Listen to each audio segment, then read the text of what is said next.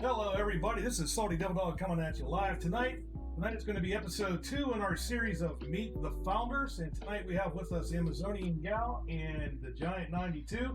And we're also going to be introducing Reapy. That's her nickname for in-game, but live she goes by Blade of Reapers.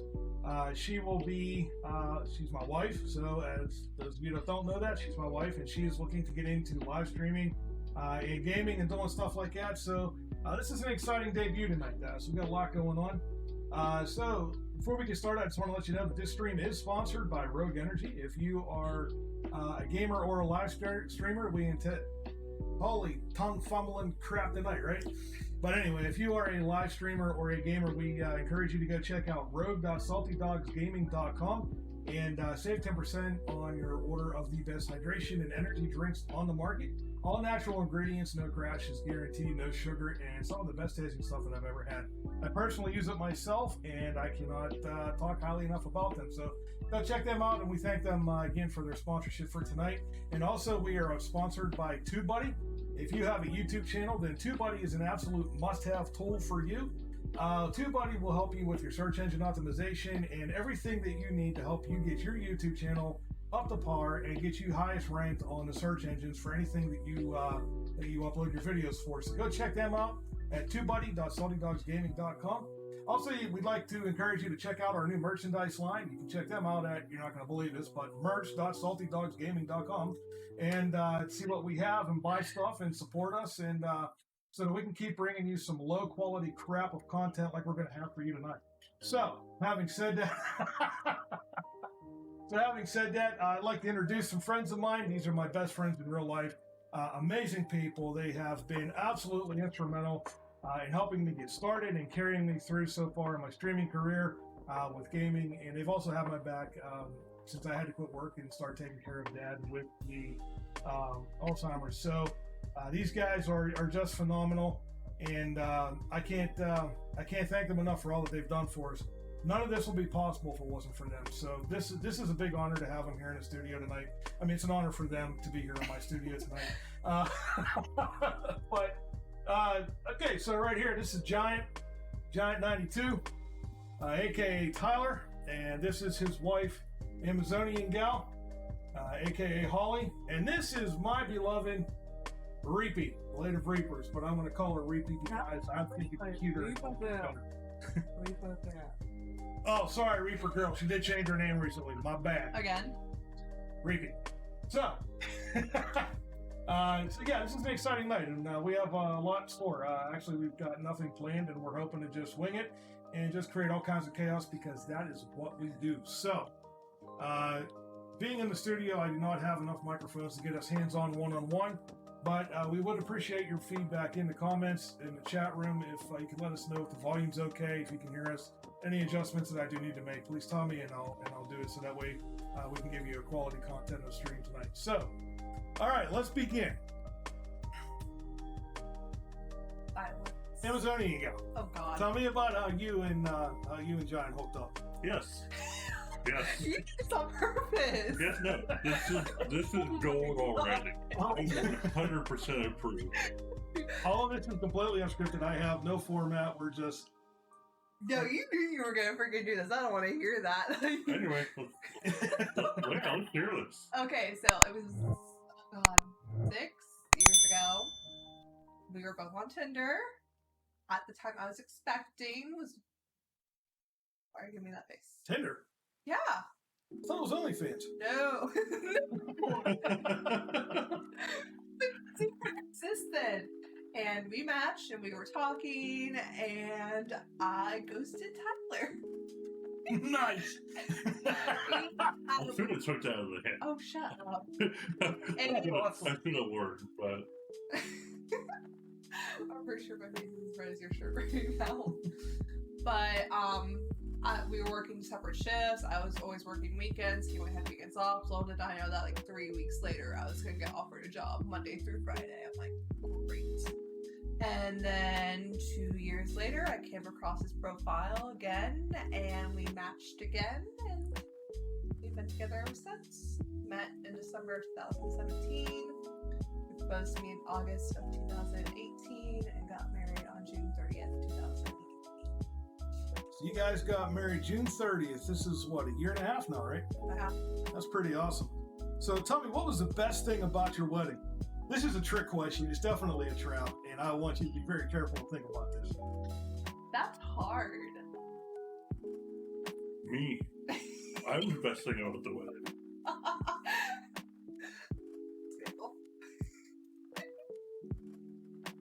For those of you that don't know, I actually officiated their wedding. Yes. That was the best part of it all. Everybody thought they were there to see them get married, but that was not the case. They were there to see me officiate. Oh, it was fun though with you officiating our wedding. Everybody loved it. Short, sweet, I to the point. couldn't have imagined anybody else doing that. No. I had a lot of fun with it. I got to have a good time, do something different that I've never done before, and I think that kind of sealed the friendship for us. You know. It was my idea though.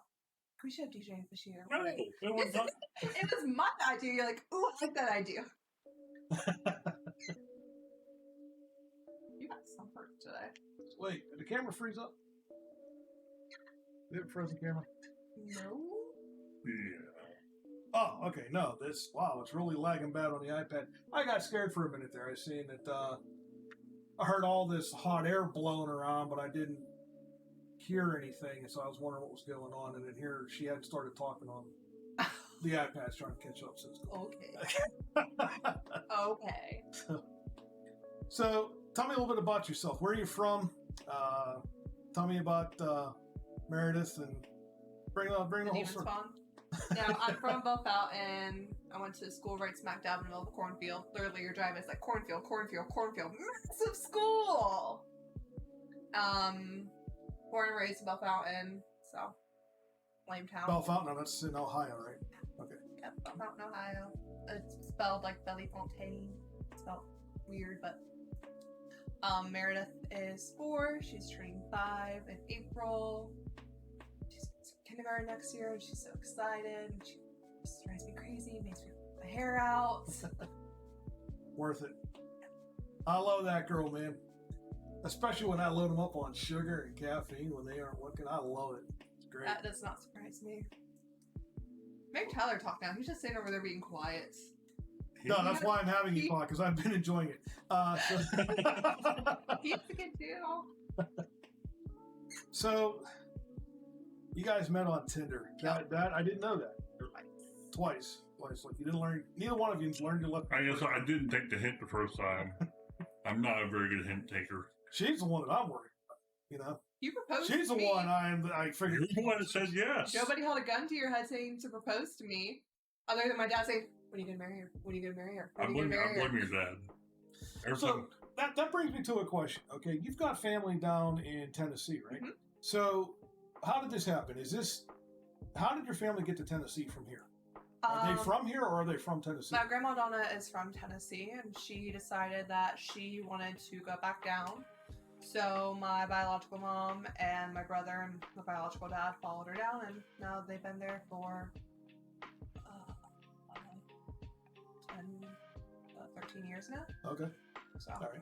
Yeah, I was always curious about that, but I never asked. yeah, so. Mama Donna wanted to go down, and they were wanting to get out of Bell Fountain. My little brother wasn't doing all the Bell Fountain schools because it's all just a name game there, and so he was able to get to Ben Logan like I was because of the wait list. Gotcha. And they decided to go down to Tennessee instead, and the rest is history. Well, Akira, thank you so much for the lurk. I appreciate you. How you doing tonight? Well, you're lurking, so you can't reply, right? But thank you for coming into the stream. I appreciate it. It's good to have you here. So now whereabouts in Tennessee are they from? Are they in the mountainside or are they over on the desert East side? Tennessee. What's that? Northeastern Tennessee. Northeast, like they're okay. like 25 minutes away from Bristol, 25 minutes away from North Carolina.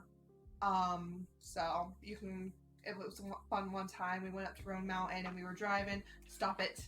And it was like we were going up to Roan Mountain, and you were just going up. It was like 60 degrees, and once we got like up to the top, it was like 40. It was snowing. It was cold. I love going down there. And earlier when I said biological mom, I'm adopted. For all your streamers who don't know. Okay, yeah, I didn't know that either myself. So, sorry. Yes, you about did. that. I told you multiple times. No. I told you. Wonder why I listen to anything you ever say. But I don't recommend anybody listening to me. If I tell you advice, definitely don't. So take it. anyway, as we were talking about, wait, well, you said don't recommend anybody listening to you. yeah, Of course I'm mean. I never listened to him. I'm salty. I mean, it's got a point. So no, you guys try to go down every year to Tennessee, right? Yeah. Yep. So We're down this year as well. so now you vacation when you go down there, right? And If you call it vacation. okay, well, get away. And you typically go to, I'm assuming, Gatlinburg, because I know you talk a lot about Gatlinburg. We're going to Gatlinburg again this year. We went to Gatlinburg for our honeymoon. Ellie and Corey only live 2 hours away from Gatlinburg. Oh, okay. So usually when we go down there, stay for like the week, and we usually like make a day trip of going to Gatlinburg, and like we're all going down. So my parents, Ellie and them, and us are all going to stay at a hotel down Gatlinburg for a couple days this year. Oh, Kind of like a big family vacation. We have never been to Tennessee personally, and Gatlinburg is a place that, like, that's our end game for us. That's where we want to move to when we die. I mean, retire. Yeah, retire. So in a couple of years. But Well, Gatlinburg. back up to when you die. That makes a lot of sense. You're going to move there when you die.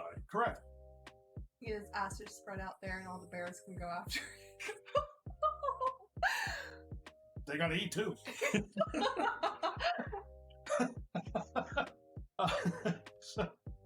But yeah, you and I had talked, I guess about a year or so ago, about one of these days hooking up and the four of us going down to Gatlinburg and doing a vacation down there. And I would absolutely love to do that with you guys. I think we could make them people have a lot of regrets down there. In all honesty, I think the best time to go down would be during the fall when all the trees are starting to change That's exactly color. when we want to go down. Yeah. You shake your head no, but it won't be as busy. All the kids will be back in school. It's not going to be like stupid hot and humid like what it is during the summer. It'll be like that nice. Like, yeah, it's going to be a lot warmer down there than what it is up here, but we won't be like, oh my God, it's so hot. Right. I like the hot and humid though. I know you do, but even then you will be able to be down there and be in t-shirts and not have to wear a coat, and you'll be happy. Now, a few years ago, they had pretty ravaging fires that came through and pretty much wiped out. I was down there a week before it hit Gatlinburg. That's right. I remember That's that. what you do it with down when it hit. It's still with my coworker Stacy. They both had that. Really? Stacy was down there when it hit too. Okay. They both. It was. They did a really good job at rebuilding very quickly. They Like, got Yeah, I was going to ask about that. How has that progress been? Although I remember the one hotel we drove by that you could see where it was just wiped out completely. I mean, It was not perfect. It was you just can tell. like- You can definitely tell in the busy parts. A lot of it's done already and repaired and starting to rebuild. But there's still like, some of the outer sections you can still drive by and see the damage that's been done. But it's definitely eye-opening to drive by and see entire forests burnt down. Yeah, I was down there that Black Friday, and you could just see the smoke in the air. It was so hazy from all the forest fires. And then it was that following Wednesday that you saw people were having to be evacuated from Gatlinburg and just seeing the fire. And then we went down that spring after it. And like I just remember like going like into Gatlinburg and having to go past like all the trees and all that, and like the grass is just so much greener. It was so pretty, and just seeing how everything had just like came back to life after the forest fires. So this is, how long has it been now? Because if I remember correctly, for those of you that don't know, Tyler and I met actually at Honda. We worked to Honda together at the same department. My wife, Reapy, in fact, all four of us worked there.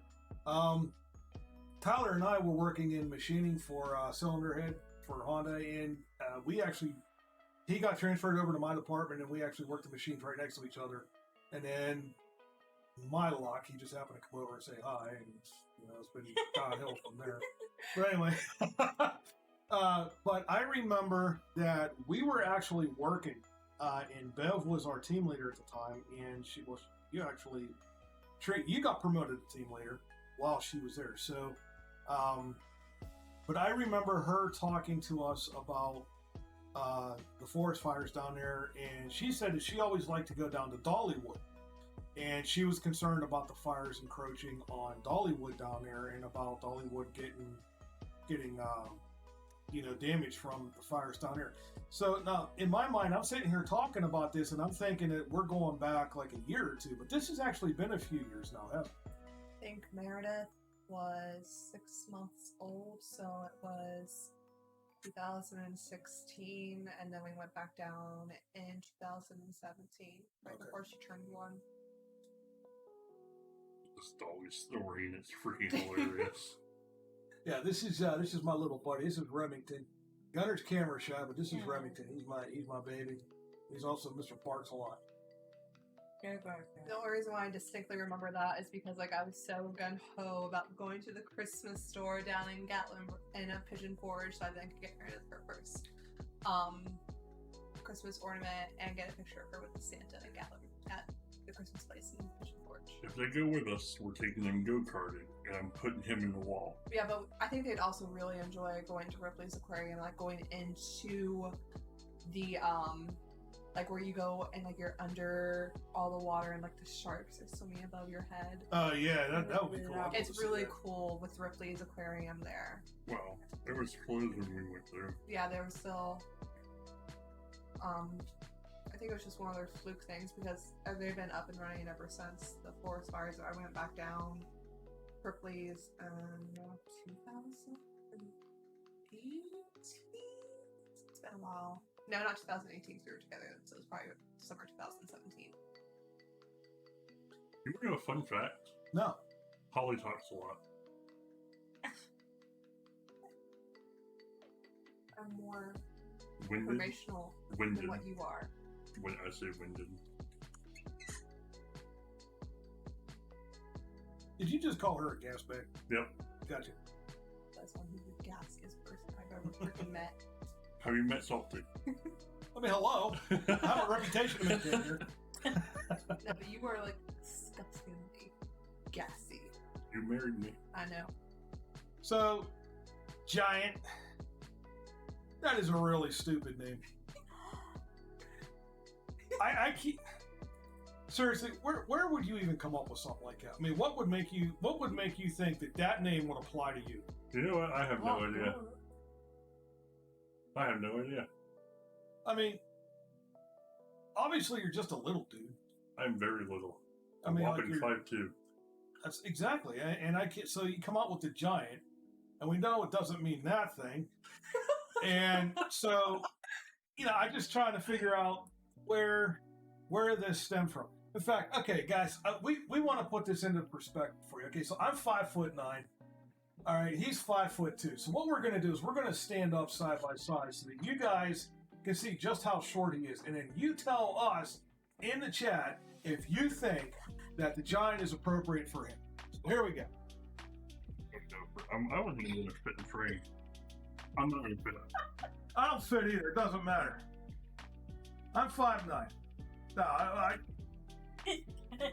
hold on. I'll fix this.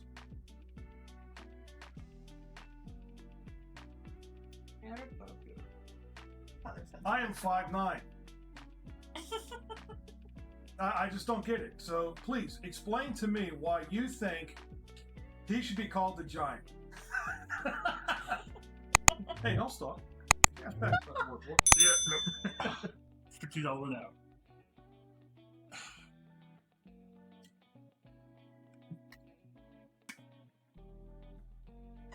Trying to let that camera get a little focus going on there.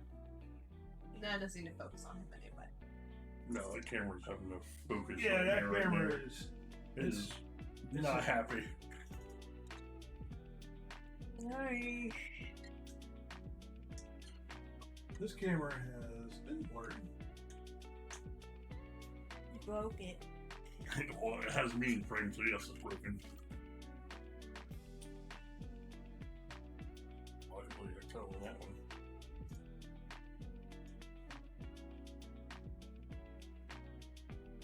It didn't seem to worry earlier.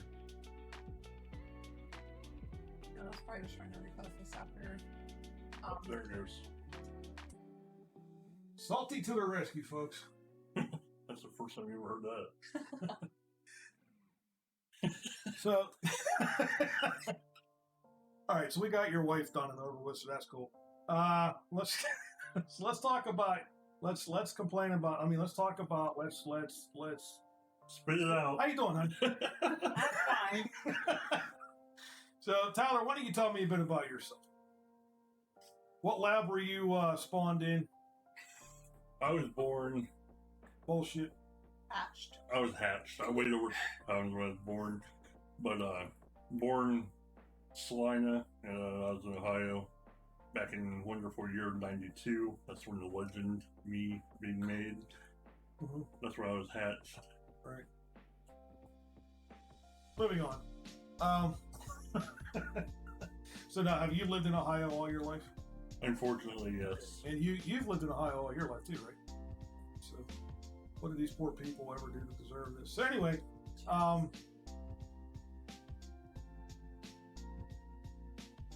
when did you get the house that you're in? How long have you been living there? For about 7 years. So you've been there about 7 years. So you got that house really before I met you. Yeah. Okay. All right. I didn't realize that. Okay. I thought you were emancipated at like 6, but it's cool.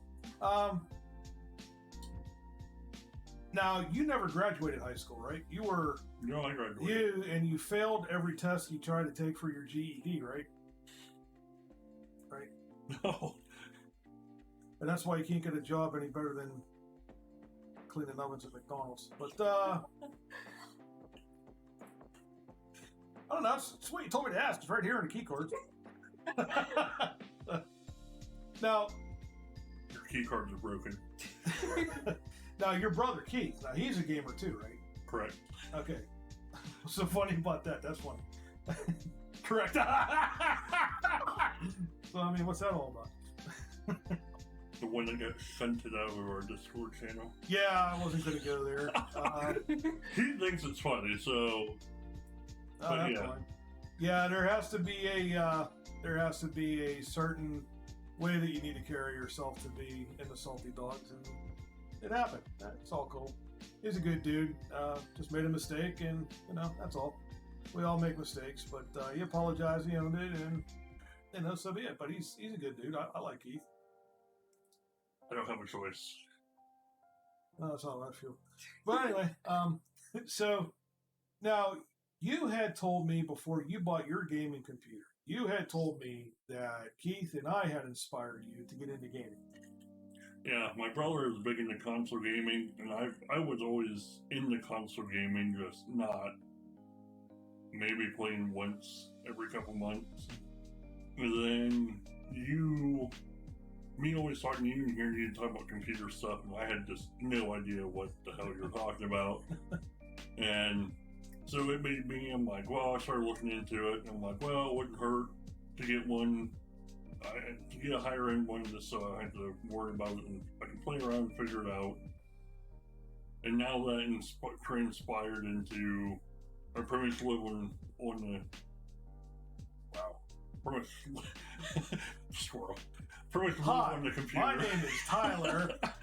I pretty much live on the computer now, and I help moderate your Discord. Just like try to play as many games as possible, but I think the game that really drew me in from you is watching you play Armored Warfare.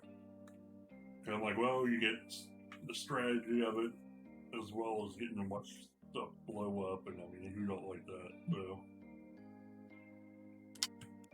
Yeah, we like kablooies.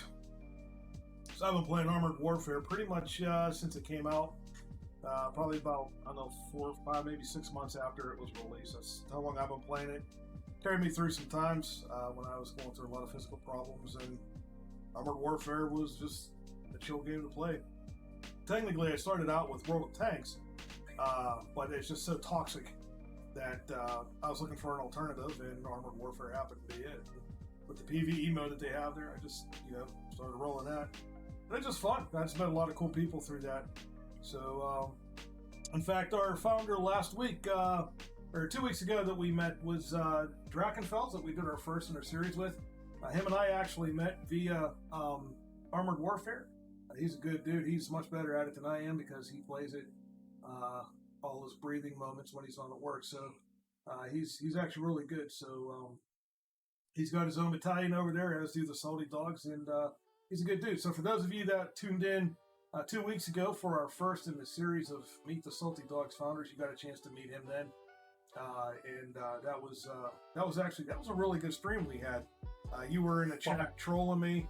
5 hours. That was but I was laughing 90% of that. So primarily because he was sleeping 90% of that, and he was having funny dreams. So I did. So Outlander show, Mengar, man, how you doing, man? Been a long time since I talked to you, brother. How you here? I love Menger. Menger's awesome. He's a good dude. Menger's a man. I always thought the giant would be taller. Yeah, so do we. This little dipsqueak. But Outlander, how you doing tonight, man? You got your new game going today, right?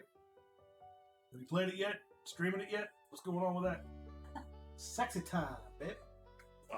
They're talking about me. No. Yeah. No. Yeah. No, I had the camera. I was blocking you. So, now tell me a little bit about this. You just got through a major project with your computer, didn't you? Call it a project or a nightmare? Don't matter. I had no nightmares from it whatsoever. Well, you didn't. Yeah, no, so My turn to laugh. my wonderful wife has made the mistake of, she sent me a video. Guys, And should you're be a like- picture. Yeah, picture, video, same thing.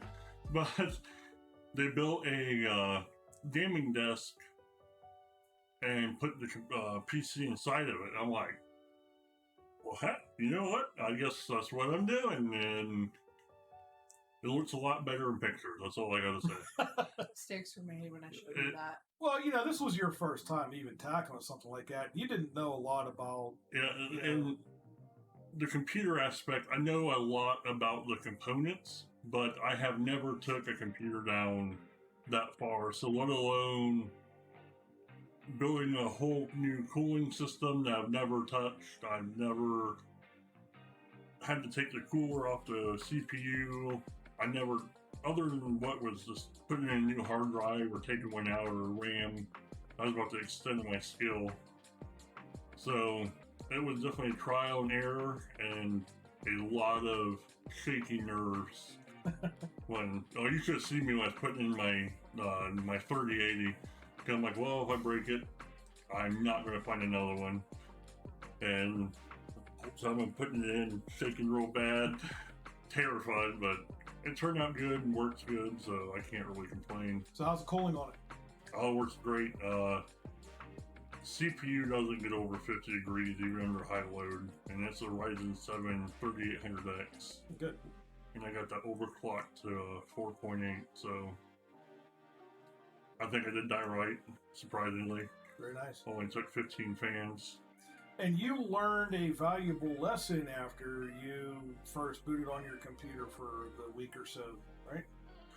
Yeah, make sure you put your graphics card in the correct PCI slot, because when you do something like that and it will not post, it is not a fun time.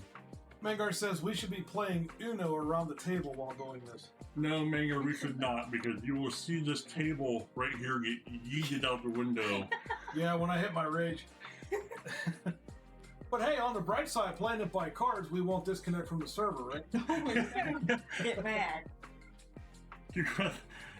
At least we'll be able to complete a hand without somebody. Well, you might get disconnected. You might start drooling or something, and Salt has left the chat. Laughing so hard for just dominating these guys. So, now, you initially bought a gaming computer. Manger, no, it's not oil cooling. It is just liquid cooled. Paper Uno disconnects and lags don't happen around until about the 8th beer. You haven't met me yet. My lag is instantaneous. It's there. I have whiskey. Want some whiskey? That's a horrible idea. No. No. Because I drove my new car here, and I don't. Yeah, she ain't driving my new car. Oh, I'll drive Talking you. all the time. I I'll don't want to drive hear you it. off. I bet in you record time. Well, second record time. So now you initially bought a gaming computer, and mysteriously that computer disappeared somewhere. And it was later on that you found out that somebody actually stole it, right? Yeah. And like it was bad enough that they stole your computer, but then they forced you to build a custom desk for them to hold the computer on too, right? Yeah, I mean, it's crazy how this world works. Bought something for me, and then the person that started using it more and hiking me off of it. And then you're like, oh, well, now I have to build a new desk for it. And oh, hi. Hi. Okay, one, you didn't build a desk. It was my design, and I helped you with the majority of it, so I want to hear it. I was fixing your mistake, so yes. No, I didn't have any mistakes in that amount. The whole table's a mistake, so yes. Can't say what I was gonna say. I freaking hate it. Oh. So Mangar says, whiskey in the bottle, I know that trick. Well, see, here you got to understand this, all right? We used to be able, at work, we used to be able to drink whatever we want in whatever kind of container we want. But then they had some problems online, and then we had to have see-through bottles so that you have to see, and then the liquids had to be clear, right? They never said nothing about what proof. Just saying. So Mangar says, did you go to the police? Blink twice if you need me to. I think your stream might have froze. All right. What are you doing on my stream, guys? There we go. It's a crappy I internet. told you not to look at that camera, dude. Ah.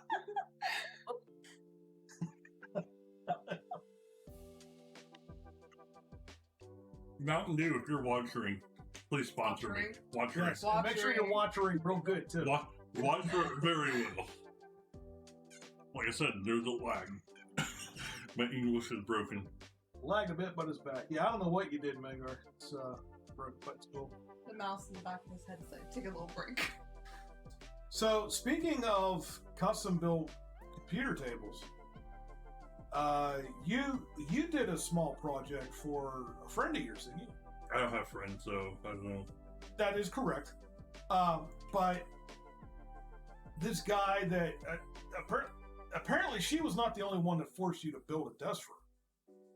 Well, technically, Some other douche really come down on you about you having a custom table and her having a custom table, and was saying like, look, you need to make this person a custom table too, right? not necessarily. Is that how it went? No, not really. The same person that was talking about ours had told me previously they would like one, but they didn't at the time. They didn't have the funds or the know-how or really knew anybody could do it. So Holly and I talked about it, and I didn't know it was going to go to this extent. But I'm like, oh, well, I'll build him one to help me get going, and I actually called him, and at the time he didn't know what we were doing. I'm like, hey, I need wood picked up. So he came, picked me up, and we went and got the lumber, and we came back here, and lo and behold, I started pulling tools out of my car, and that's when he learned he was getting that custom table. So we'll answer a couple questions, but then we'll get back to that. Okay, a lag a bit, but it's back. Let's go back to the part where the computer thief married you. I look to be the start of good reality TV drama. That is Manger. I like, he's I on really point. do like you, Manger. He's on point. And then he says, hi, Holly and Mrs. Dog. Burr. I do like That was that. Mrs. Dog. Yeah, I did like that too. Or Mrs. Salty. So what we're going to do is we're going to try and manipulate this a little bit so that you can see. But in all seriousness, the table that Tyler's talking about, like, that feels so good. Oh, I needed that. Whew, that's right. Anyway, so we're gonna get the camera here and show you the table. We're gonna try and do this anyway. We've got more cables, and it's sticky at the bottom. So there is it is a burnt wood computer desk with a false back on there. It's bolted to the wall. Yeah, that's mine. There's all my 100 proof clear liquids in the stream. This is Reapy side, and the table goes on.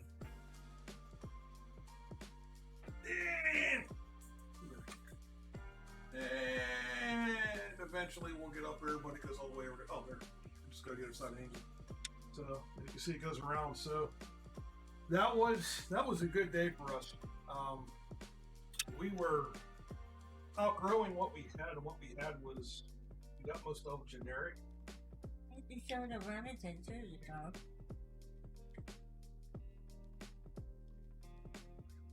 So let's get Sitting on the water. And then what you had was generic is now the bottom part of my table.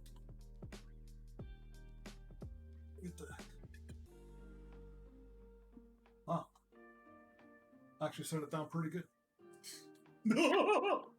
Anyway, so where are we going with that? Well, LED, but neon in spirit. That is a lot of neon. That is not neon, it's LED. Neon, oh, I read it. I read the second one first and the first one second, and it was backwards. And so whatever you said, you should have done it backwards and reversed it. I don't know what you were thinking about typing things in order so that I could read it backwards and just make it make no sense. I mean, dude, seriously, come on. Yeah, a lot of LED. That's all Corsair fans. That is Corsair RAM. Got 128 gigs of Corsair PC3600. We're running the H115i Corsair water cooler, the 140. Got an XDG RGB by ADATA, 1 terabyte. Running the Samsung 980 EVO, 2 terabyte, the brand new one that they just came out with. Oh my God, it's hot! And then we have 6 of the Corsair QL120 fans mounted with a Ryzen 9 5950 processor mounted upon a Asus ROG Strix X570 motherboard, powered by the 1000 watt Silverstone power supply.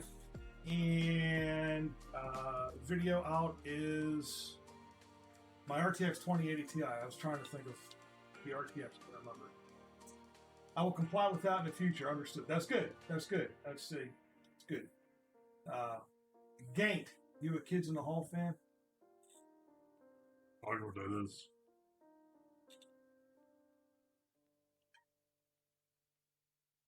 Are you a Kids in the Hall fan? I don't know what that is. I never heard of it. All right, old man. He doesn't know what that is. What's a Kids in the Hall fan? Kids in the Hall. Why does that sound familiar? It's an Kids in the Hall. old person thing. Isn't that like a Kids in the Hall have a whole I'm crushing your head skit? Let me find a link. Kids in the Hall, wasn't that back from like the late 90s to early 2000s?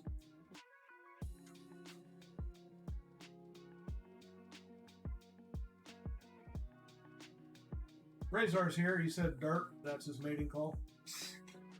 Razor!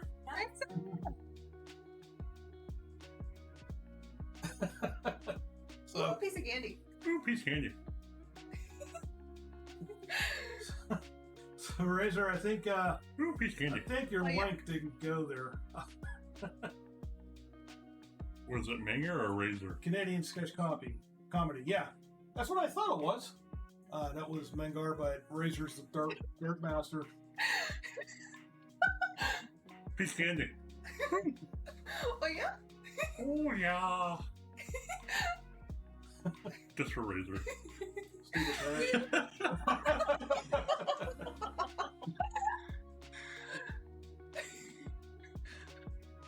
All right, now let's move on a little bit here, because tonight we are going to be introducing somebody new. Not just new to the, well, she's not new to the Salty Dogs, but she is new to streaming and gaming. She is. You haven't streamed yet, have you? You haven't done a stream yet? Nope. So this is my wife, Reapy, Blade of Reapers, Reaper Girl, whatever. Look, I'm going to get it wrong every single time, so we're just going to leave it this way. It is what I say it is, I think Matthew. and that's that, okay?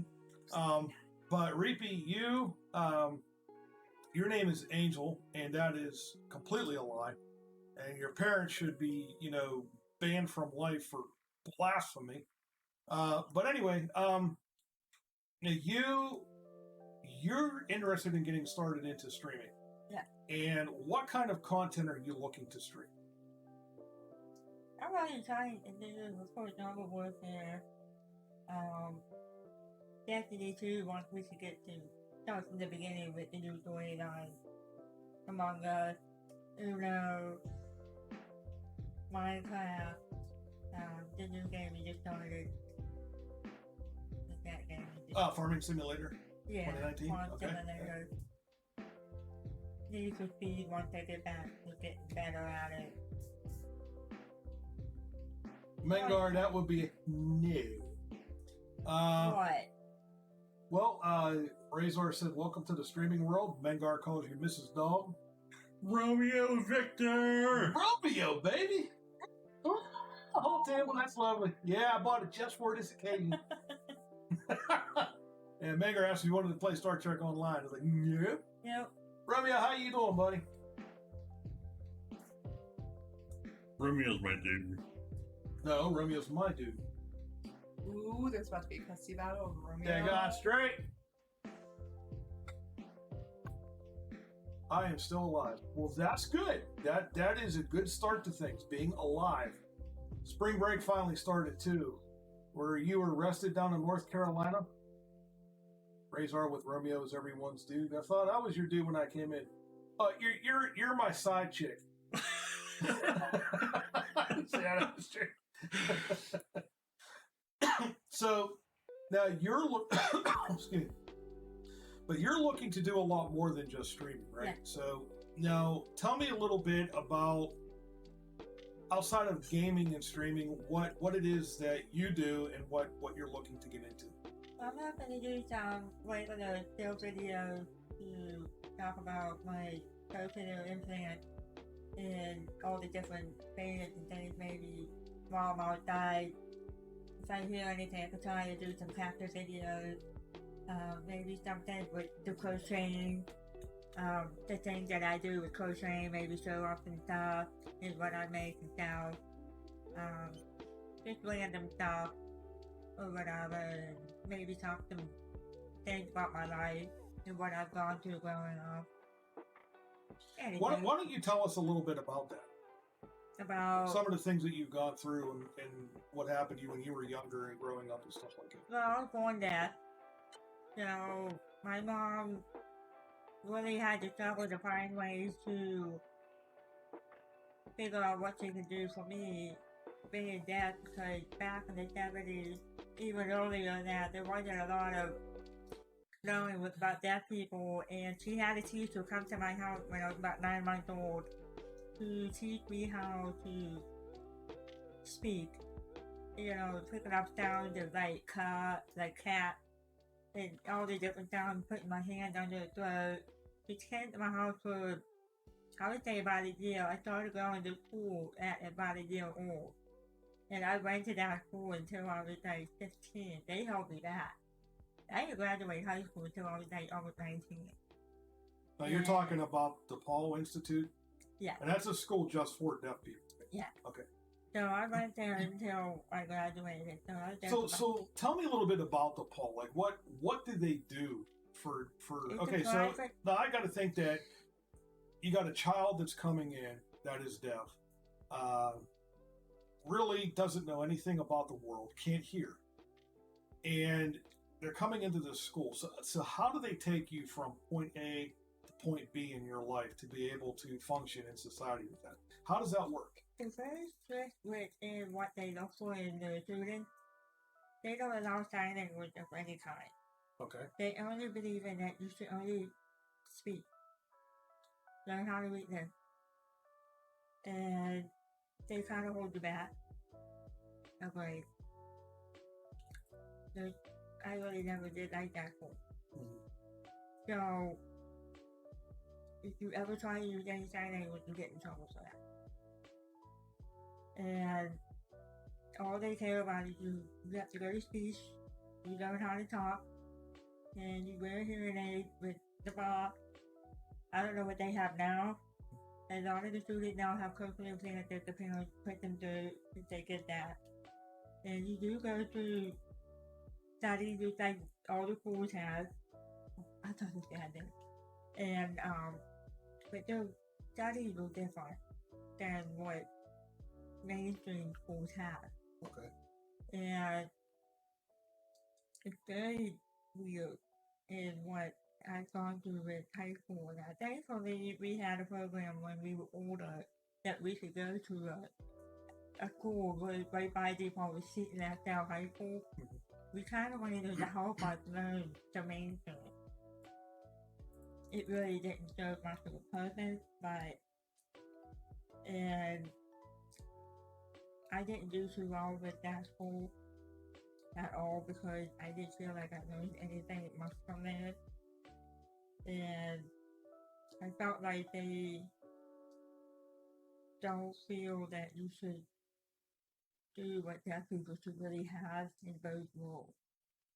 We should learn sign language and learn to speak. Right. Not all deaf people can talk. Let me ask you, what is the purpose? What was their philosophy behind don't use sign language? I mean, I would think that being one of the most important tools that a person can use that is hard of hearing or deaf to help them function in life. Why would they say, I mean, what is the philosophy behind the thinking of signing bad and pretending like you're hearing good, so to speak? I don't know. They feel that we should be taught like a hearing wall. But most of our teachers are mostly hearing, even though they were taught in all the studies with the deaf and the hearing impairment. Mm-hmm. But they never really understand everything that the deaf people have and need. So there are other deaf schools that use sign language, and they also have speech. But there are some schools that don't really use speech at all. You know, so you have different programs. I have asked my mom to pull me out of default and put me in a different school. And there was a school called Rising Sound, and they use both sign language and speech. That would pull me out because she felt it was not for me. You know, I'm not saying that I was mad that they didn't teach me sign language because I spoke very well.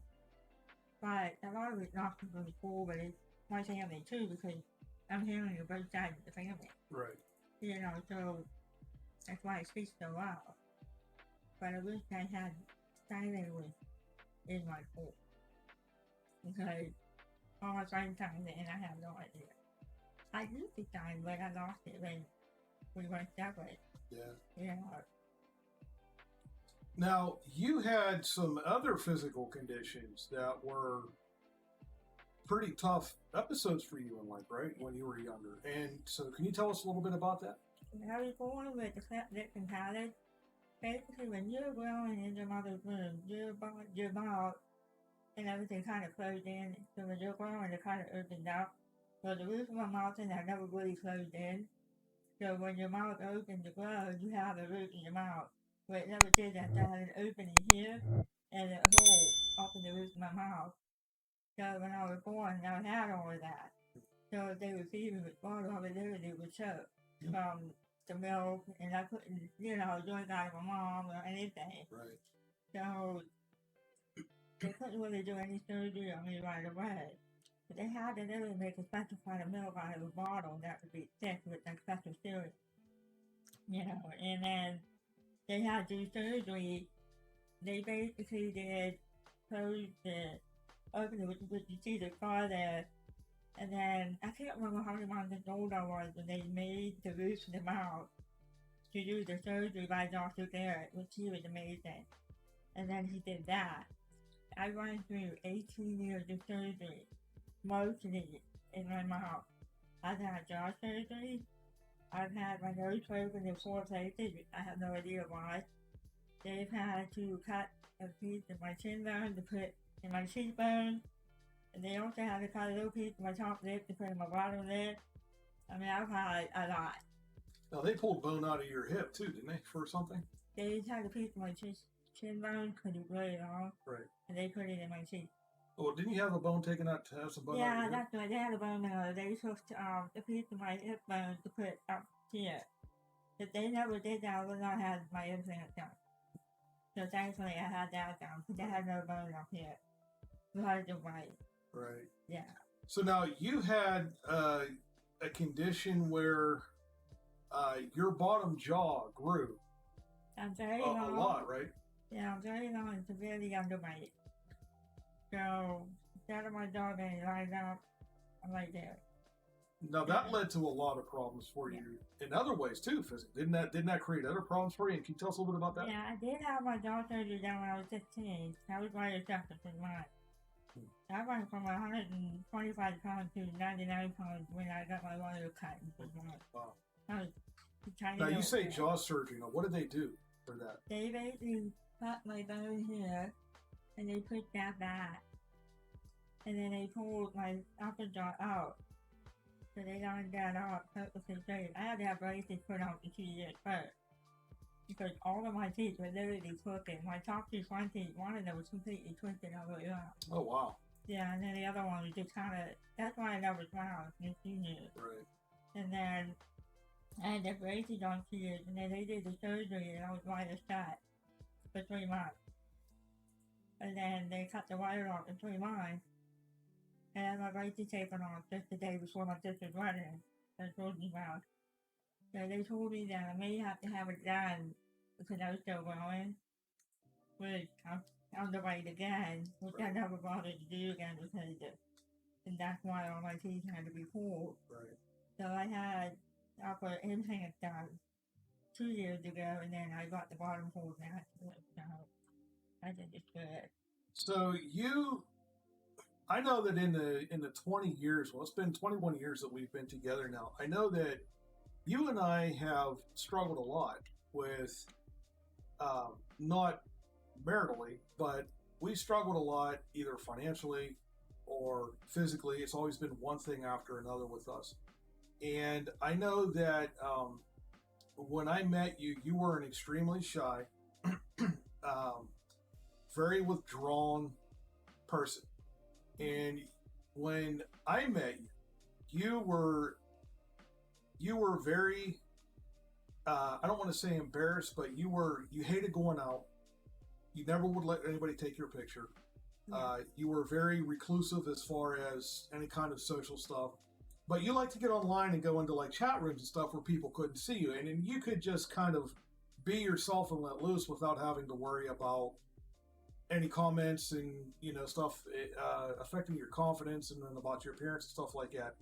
And I actually met you in one of these chat rooms. Yeah. And that's back when AOL and Yahoo were all a thing, We were ICQ. I don't even know if they're still a thing or not, but yeah, we actually met in a Yahoo chat room. And why don't you tell that story? Well, it was late. It was summer. It was late. It was mid-summer. Maybe the end of July, August, I think. Somewhere about there, yeah. 2000. And I was getting ready to get off. It was late. It was about 2. I think it was after that, because I think it was after my birthday. No, because it was a couple months before we met. In place. It was couple. It was Was definitely, that yeah. one? Okay. So I was getting ready to get off, because I usually want to do it till about 3 in the morning. I'm always on late because you have to use dial-up. You know. And I was getting ready to get off, and I get another thing, and it said, "Hey, you want to chat?" I forgot what your username was. And I'm like, DJ's bad. yeah. And I'm like, oh, what the heck, So we talked till like 6 in the morning. Yep. Just talk. You want to talk again around midnight, same time. We talked for a couple weeks through chat, and then said, well, I kind of want to cut back on using the internet because your grandma with your parents, you didn't want to use the phone all the time, so you gave me your cell phone number. We talked, it was about a month. Now, let me pause here for a second. Okay, now we're going back 21 years. So when we say cell phone, 2000. we're not talking a cell phone, okay? We're talking like, those big blocks that weigh about 15 pounds that you can tie to the ankle of a dead body. And I didn't have a cell phone. I had a pager. So we talked for about a month. This was after your birthday. You were the first one that said, I love you. I didn't know what to think. And I'm like, as a friend, I'm like, hey, I love you, And we talked, and then we said, let's meet up. We finally said, let's meet up. And we met October 20th in person. I had my friend and her friend with us. And we met at the King's parking lot in public, just so that we could be comfortable. And we went out the whole entire weekend. We've never laughed so much in our entire life that my stomach hurt for 3 days. And we were together for 3 days. My birthday was on the 23rd. We met on the 20th. And I knew he smoked. And I told him that day, and I said, I'm going to be honest with you. I said, I don't pick smokers. So it's either me or the cigarette. He pulled his Marlboro out. And he looked and said, I have 3 left. And I just finished the job. I said, that's fine. He did 1 each day. And the last one was on my birthday. And he had not had a cigarette since. The only time he ever had it when he lost the keys in my mother's car that we borrowed months later. And she was scared like, oh crap, because my dad was the cop at that time. He's like, oh shit, I just lost the keys in my mother's car. Like, you have a cigarette? That was the only time he ever did that. We've been together ever since. So you met him for your birthday? He's most announcement. But you met him before your birthday? That is the worst birthday present I can ever imagine. Wow. I'm like, I win a refund. So speaking of married life, this is out for my viewers. Okay, so we're talking about married life now. Okay, so now we have a lot of discussions of you folks going, should I get married? Should I not get married? Should I get married? Should I not get married? Now I need to tell you that I was freshly discharged from the Marines, honorably, by the way. 4 years Marine Corps, Recon Special Forces, and I was maybe a year out. When did we meet? 2000? So yeah, about a year and a half that I had been out. I was still physically in my prime. I mean, I looked good, right? I was built, I was physical, whatever. Married life, folks. What's it get you? Fat. So anyway, moving on. I can attest to that. Since I got married, I have gained 20 pounds. When I met him, I was 105 pounds. And a size 0. And kids, for the ladies, kids. I had a bowl cut haircut. I did. Razor's going back to our cell phone talk on the bricks. And then he says, took a good woman to set him right. And he agreed about getting fat, being married. How would he know? He's not fat. And then Romeo's like, shoot, I need to get my notepad. Hang on. So Saturn, I hope you're paying attention. You are married, Saturn. I don't want to hear it. That's one wedding I will gladly fly out to Colorado. I will quit work and fly out to that wedding. Heck yeah, dude. We'd all be there. We would. And I really hope I can officiate it. I want to embarrass you just as bad as I did these guys. But on a real note, if you are getting married, hit Salty up for officiant. I wouldn't change our wedding for the world. No. Have you guys both officiate their weddings? You're both can officiate weddings. That would just be a train wreck. I'd be like, the ball.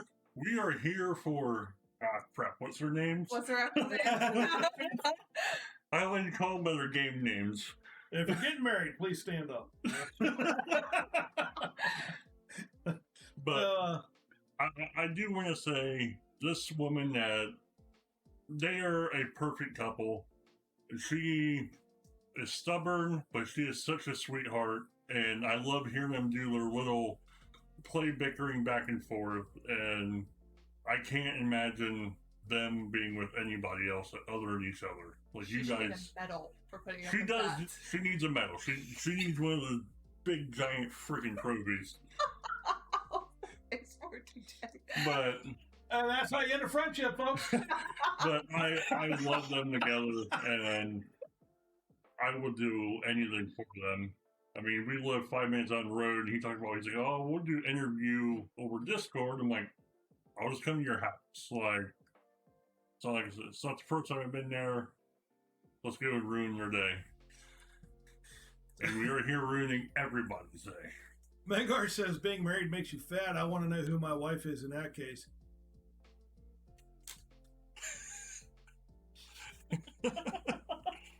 I'm not going to reply to that. I'm just going to let you bury your own self on that one, dude. And then Razor's like, no, agreed about Tyler saying you were worst birthday present ever. I agree with that. I agree with him too, man. Absolutely. I got a reputation to maintain. Keep saying that. What do we got here? The music playing as she walks down the aisle. This is from Razor. Another one bites the dust. No. Staying alive. Staying alive. So did I miss the pizza gas story? No, that is actually a story in the making. We're actually working on that right now. No. No. Enchilada gas, pizza gas, all kinds of gas. No. No, that's just hot air in that general corner of the room. There is a fan that's behind Tyler. If he would actually move this way a little bit. It's not blowing. There's Turn it That off. tower fan back there, that's an industrial grade tower fan. It's actually blowing this way. No, the industrial So grade one's There's blowing one right on the table. Back here. Exactly. You know it's that one, right? I do. I had to turn it off because I was getting a lot of wind noise from the microphone. Was that from the fan or from Holly? Both. Oh. So I deducted the less of the two evils. The fan? The fan, yeah. That's the less of the two evils. Making The her less. more evil. Or her bowels more evil, anyway. Maybe you just have the story about what you did at my parents' house. And The show is sponsored to you by Slipper. It works for $99.99 plus tax. No, you gotta do the. It's you gotta do the 10 easy payments. maybe you should tell the story of what you did when you had to use my parents' bathroom. When my dad was in the bedroom. I nuked it. That was the best thing that he's ever done. That was great. I nuked that place, We man. were still I dating. I dragged that place through hell. He asked me, but he had No number regrets. 1 or 2, and I said, what? Go ahead. So my father-in-law at the time was laying in bed. Was he my father-in-law at that time, or was No, we were still dating. we were still dating, right? So they got two bathrooms. They got this little dinky bathroom in their main bedroom, and then there's the main bathroom in the house, right? Well, her mom was in the main bathroom taking a shower and whatever. So I was desperate, and I asked if I could use the other bathroom, and they're like, "Sure, go into the bedroom and do whatever." So I go into the bed. Well, here's my soon-to-be father-in-law laying in the bed for the night. So I get in there and I'm looking. No fan in there whatsoever. Too bad. Your bathroom. Poor dad. I tore that place up. I come out and all I see is eyes, tears, and a blanket stretched tight. Dude trying to go suicidal to get away from the smell, right? I'm like, thanks, and I'll walk right on out, right? All I heard was, hey, door. I'm like, yeah. What the hell did you just do in my bathroom?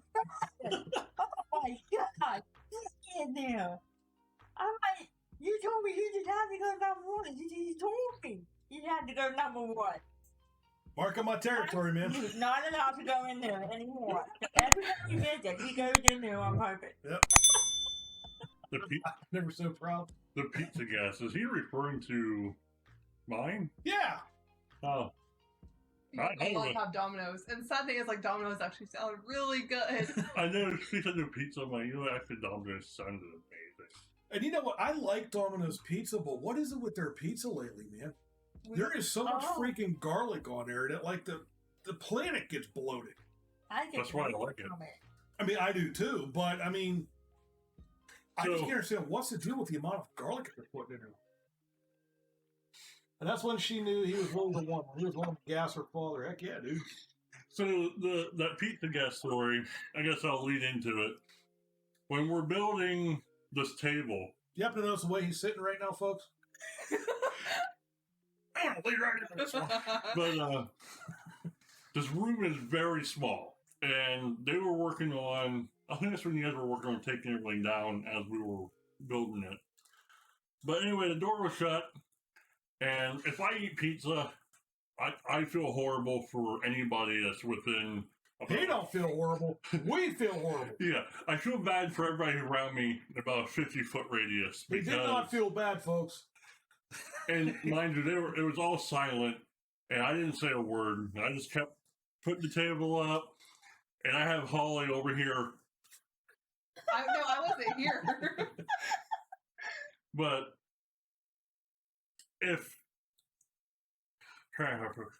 the smell that was coming out of my body was pretty much like acid getting poured up your nose. Like my nose hair got a perm. Okay? Like I'm talking the full Jerry curl perm, the afro thing going on all up both nostrils. All right, my eyes were bleeding. I need new glasses because my prescription is no longer valid because the way it just dissolved my glass lenses. Okay, the sad part it is set off my transition. Okay. My glasses actually went to sunglasses and changed. the sad part is he's not even exaggerating. He literally had tears coming out of his eyes, and Angel was like out the freaking door. I almost swallowed my tongue. Like it curled up and went back there. That's how bad I was gagging. I had tears in my eyes too, but I was laughing at everybody else.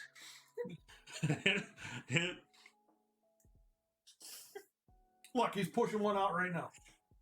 No, if I did that, I'd probably need to go home. Poor Remington. He's the one I feel sorry for. Like Remington, like he takes it as a challenge, right? That guy right there, he takes it as a challenge. He's like, yeah, I'm getting in on that.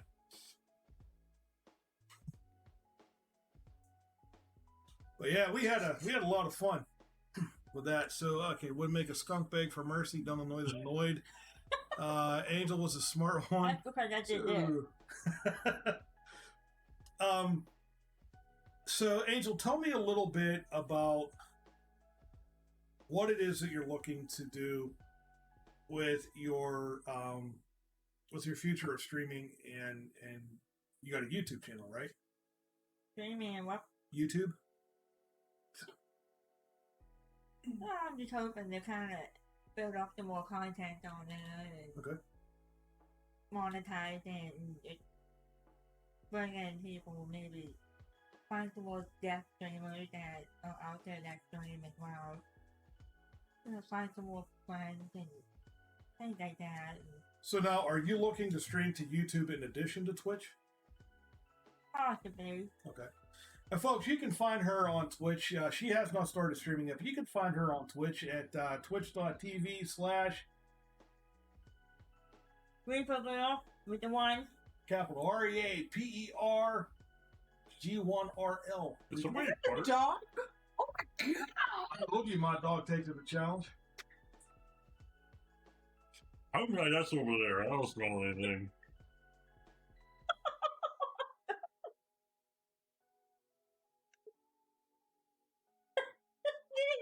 Launch. I don't have a problem over here. I don't. Well, maybe we can turn the fan on. He'll smell it. And folks, as soon as I learn how to type again, I'll be able to get this link out to you. There you go. So yeah, go ahead and check her out. Give her a follow. And she actually, I just got done getting her completely set up on OBS. So, so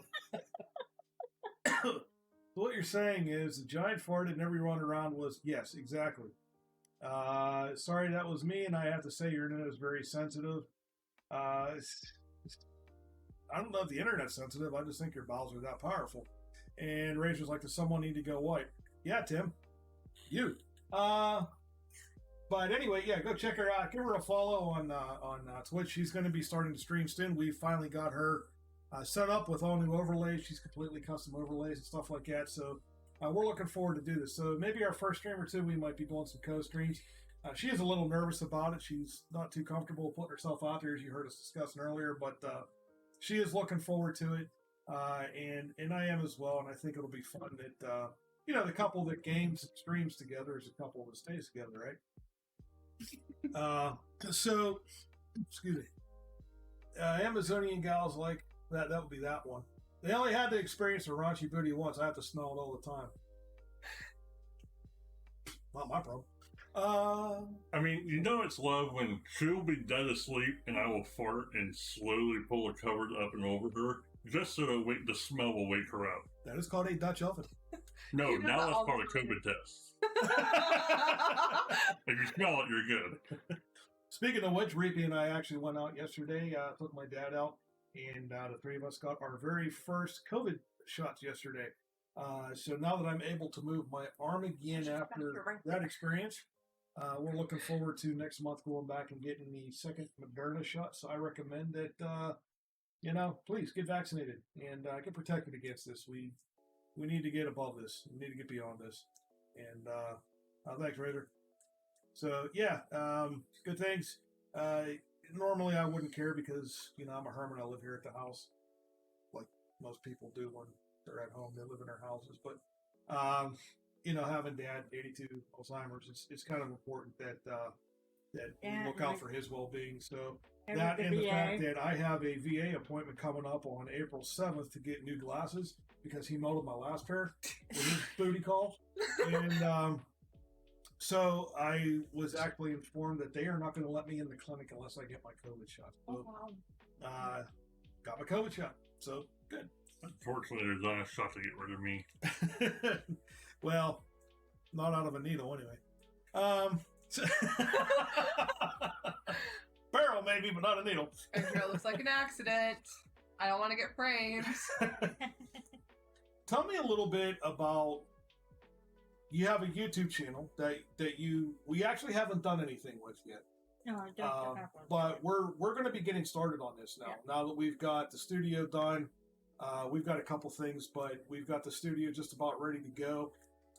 You are ready to go for streaming and gaming and stuff like that. So now that you're ready to go, what are you looking to do with your YouTube? I mean, what do you want your YouTube channel to be? Well, I'm going to do some more stuff to talk about my growing up and death and everything, and of course when I get my nephew implanted, I'll do another activation on that, and I'm hoping to show all of the accessories I've had with the cochlear implant that comes with it.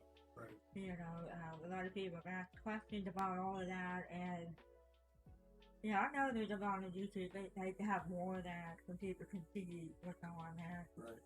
And I'm hoping someday to maybe do tutorials on stitching for the crochet stuff that I do, maybe do all of that myself so people can learn how to do different stitches, maybe all the stuff that I make that I sell.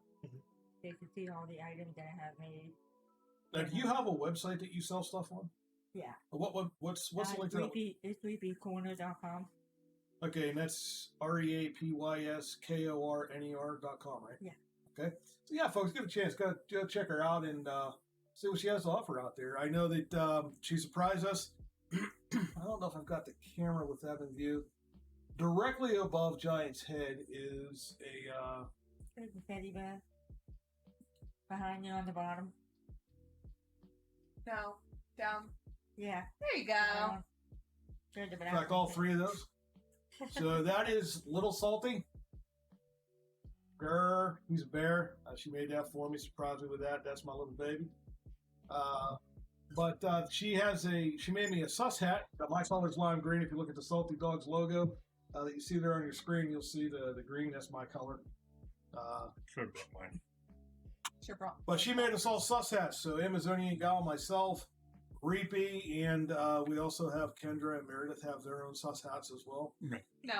I thought she made this. No, she made the hoods. The hoods. Oh, that's right. Okay. Which they're freaking amazing. It keeps the girls so warm. You know, if I'm going to promo somebody, I guess I should learn to do it right. I did it backwards. But no, I gotta say, if you're not in Discord, go in there because there's I think it's actually pinned. The picture of us wearing the sus hats. Okay. Yeah. I know it's in Discord. I don't remember if it's pinned or not. But go to Discord, look at it. I recommend buying them because I'm obviously a big hat wearer. And I wear it all the time in the winter when we went to gas stations, and so many people commented about it. She's like walking there like, pink sus. Like, thanks. But anyway, It is always sus. they keep your head extremely warm. Like, I would be dying now if I was wearing it. Yeah. But go buy one. ReapyCorner.com. You've got just an absolutely fantastic niece and nephew that have had just an extremely difficult life. But your niece has a wedding coming up here the first week of July, right? Now you're working on going back to Pittsburgh, right, for that wedding? So now they had an initial wedding date that was sometime in, was it June 10th? It was June 18th, I believe. But she decided to move it to July 3rd. Part of it is the COVID, so that way it helped. And so she decided to move to July 3rd, which is a Saturday. Plus she in a park, I think, Okay. or something. I'm not sure. It's in Butler. Oh, okay. So, Butler, PA. yeah, so I know that they both have been through a lot. My sister passed away in 2007 from heart failure. My niece was only 12 and her father was 7, I think. Oh no, I can't remember, but then her dad passed away in 2016, suddenly. And so my nephew was 18 and she was 21, and so they've been through a lot. And I'm surprised how well they're doing. I mean, they both held on, and her brother paid off the house, and they're going to do well. She's doing really good. She graduated college. She's a teacher with second grade, and I can't believe it. Yeah, I still call them kids, but they're phenomenal. How old is she now? She's what? 26. She 26? just turned 26. Her brother just turned 23. And you're what, 29? 28. 28. And you're what, 14? Ha ha ha. Turn 25 next month. 25. Good. Yeah. Yes, you're 28. I don't keep, after 25, I quit keeping track, so. Okay. Ooh, you're turning 29 this year. I'm turning 46 this year. Fear me. Respect me. Obey me. Son. You're trying so hard not to make the comment right now. Good boy. What do we got here? Now, you don't look a day over 4 million.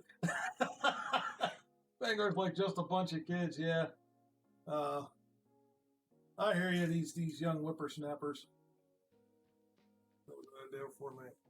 All right, so now, for those of you that are interested, if you're looking for a great gaming community, come on, check us out at discord.saltydogsgaming.com. It's not dot, it's just dot. So discord.saltydogsgaming.com. We are a growing community. We are an active community, and we look to help everybody out, streaming, gaming, content creation, you name it, collaborations, whatever. So we would love to have you be a part of our community. Everybody you see in the chat that's been talking is a part of the Salty Dogs community. And on that note, we actually did, I just finished last month working on the Salty Dogs website. Come on over and check us out at saltydogsgaming.com. But we're actually trying to recruit people for our community over there to build the community up, because we have some things in play. The first 100 people that sign up will get free lifetime premium access to the website, and that will gain you access to other parts of the website that our non-premium members do not have access to, but it will also allow you to create premium tournaments. Now, speaking of tournaments, these tournaments are games that we play already in games that you enjoy. So if you're looking at Fortnite, Warzone, or anything else for that matter, we have those, we're going to be running tournaments on those games. A lot of these are going to be cash pay prizes based on the membership that we can get for these tournaments. So like I said, we're trying to build a community up. Some of these will also be with tangible prizes. You can win some Salty Dogs merch. Or you can win some Giant merch, or Amazonian Gal merch, or Reapy merch, or most importantly, Salty Dog I mean, including Salty Devil Dog merch. But so we got a lot of stuff going on there. We are excited about getting that going, and we hope that you join us over there. But saltydogsgaming.com. I tried to go for a Linus Tech Tips kind of segue into that. I got kind of close, but I fumbled a little bit. So, Linus, I'm coming for you, brother.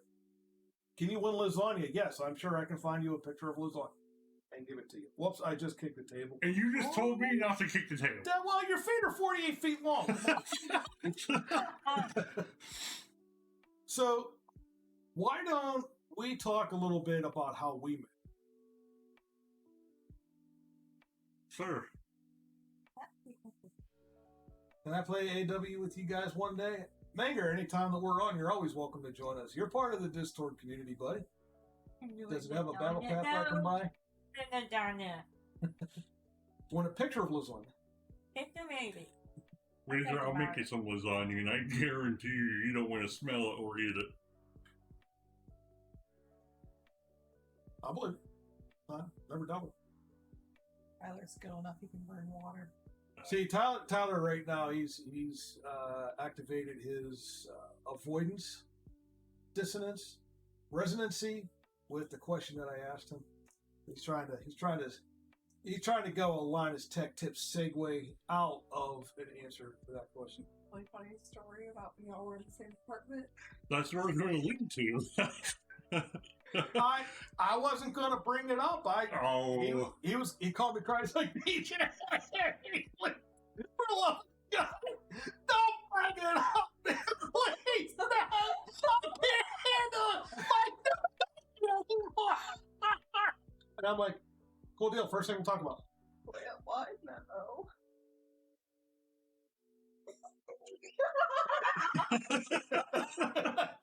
This interview's over.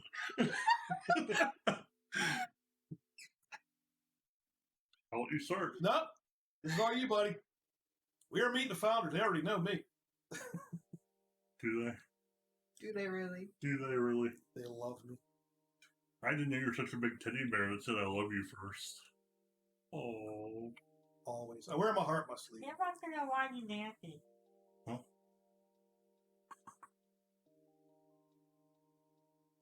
No, he's trying to talk about me. Banger says, I'm still waiting on directions for Thanksgiving dinner 2020. Turn right at the lake. Romeo, can you repeat the question? You know, that's the epitome of Romeo. Any game you play, he's like, what? What? What are we doing? No offense, dude, but at least Romeo says what. I'm like, we're in the middle of gaming. We'll be in the world tournament for Fortnite, you know, like 4,000 teams playing, $8 billion on the line. Hey, Tyler. 99% of the time.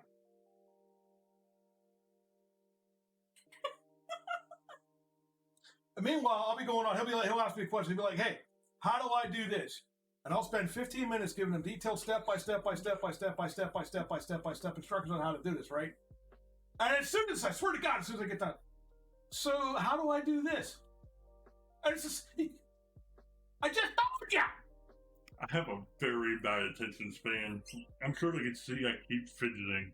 I'm having a hard time sitting still. My chair wiggles a lot. This thing don't move that easy, so I'm trying to stay out of this camera so you don't get my mouth over her head like this. I'm working out. No, so going back to, I worked on a headline, and I was running this one machine called the chamfer machine, but the machine right behind it is line bore, and I was really good friends with the team, the production staff that we had. He was dating our team leader, Bev Wolbert at the time. Bev, whatever her name was. She was everybody's favorite. I had a little bit of vomit, but it took a lot for me just to even get that out, dude. And so, and I'm fairly new to the line. I know some people just from being in the general area. I was from the line right beside it, and showed me what I was running. So I started learning it, and I got to meet Salty, and I literally went up to the team leader. I'm like, please, for the love of God, do not make me work beside this idiot. And ever since then, this idiot has been my number one friend. I don't even consider him a friend. He's definitely a brother to me. But that's actually how I met him. And since another question is going to get asked, I wasn't going to put it out there, dude. so I'm not going to hold you back either. long story short, I made a very little boo-boo, and it made a plant-wide memo saying, "Hey, don't be this idiot." I was that idiot. Put this picture in the But background. he didn't want to work next to this idiot. But, you know. I remember Like- that. I have the plant-wide memo hanging up at home. I should have freaking brought it with me. But You still have it? yeah, I have it in a frame. That's freaking awesome, dude. What was it? I think it was like a year and a half ago. Somebody taped it to his locker. Yeah, somebody taped it to my locker. Didn't it really? And I'm like, oh, I'm supposed to put that away. But yeah, Well, I can't just let it stop there. People want to know. His little boo boo was tipping over about a 5-ton piece of machinery. A week before he's getting transferred over and promoted. I thought I was so fired. I'm like, Just well, saying. I'm getting fired. There goes my promotion. I'm like, this whole day has just been shit. And I have him over here like, when I did it, he watched me do it, and he's like, Get it right next gone. Just fucking gone. He's like, no part of this. He's trying to lift it because it was off level, right? And it was a quality check for a thing that for cylinder heads that we actually ran end of life on, so we weren't having them anymore. But still, it was off balance, it wasn't level, and it wasn't getting accurate readings. So he decides to get the powered lift jack underneath of it, and he's going to lift it up just a little bit, to level it out, right? And he hits that button goes up. And I'm like, I think you went too far, man. So then he hits it again and raises it up. But he's very graceful and delicate, okay? So it's not like it's like nice and smooth going up. It's more like, and I'm like, Tyler, I think you've gone too far with this. Stop. And I see it go up again for the third time. I'm like, Tyler, stop. Up again. I'm like, Tyler, stop. And next thing I know, phone. Later, guys. I'm out. I'm gone. See you. I think Nothing to do with it. I think the funny part of the plant-wide memo is what they do is they take a picture of the machine and explain briefly what happened. They don't put any names or anything in there. But when they took the freaking picture, you have the safety grating on the machine. Right. You can see me behind it just sitting there with my head down. Shit. I'm like, yeah, you'll have to, like, we didn't put your name in there. I'm like, you can visually see me standing there, so everybody already knows who did it. Pretty sure that's when you were a baby voice too. Yeah, I didn't have this glorious beard. He's got such a baby voice. You might smell a shoe. It's like you get the idea every time, and it's just like, oh, he's such a baby voice. Takes him 6 years to grow 4 whiskers a quarter-inch long on his face, and then when he shaves it off, it looks like he's 4 years old. If I shave, I look like I'm 12. Like, I can go buy tobacco or alcohol right now and not get carded. But the moment I shave, it's like, they're like, get your ID. I was literally just here yesterday, and you didn't card me, but now like, I need to card. Whatever. A lot of good memories of that place, man. Oh, you think you look 12, Romeo Victor? I look like a fetus. Dude, you look like a rotten egg married to a retarded sperm, dude. Just saying. Saturn! Saturn! Finally able to get the stream up. You're only an hour late. Hour and a half late. Yeah, a little. Yeah, like, She's bashfully late. love you, Sonny. Hey, Outlander, what's happening, man? How you doing tonight, brother? I said boo boo.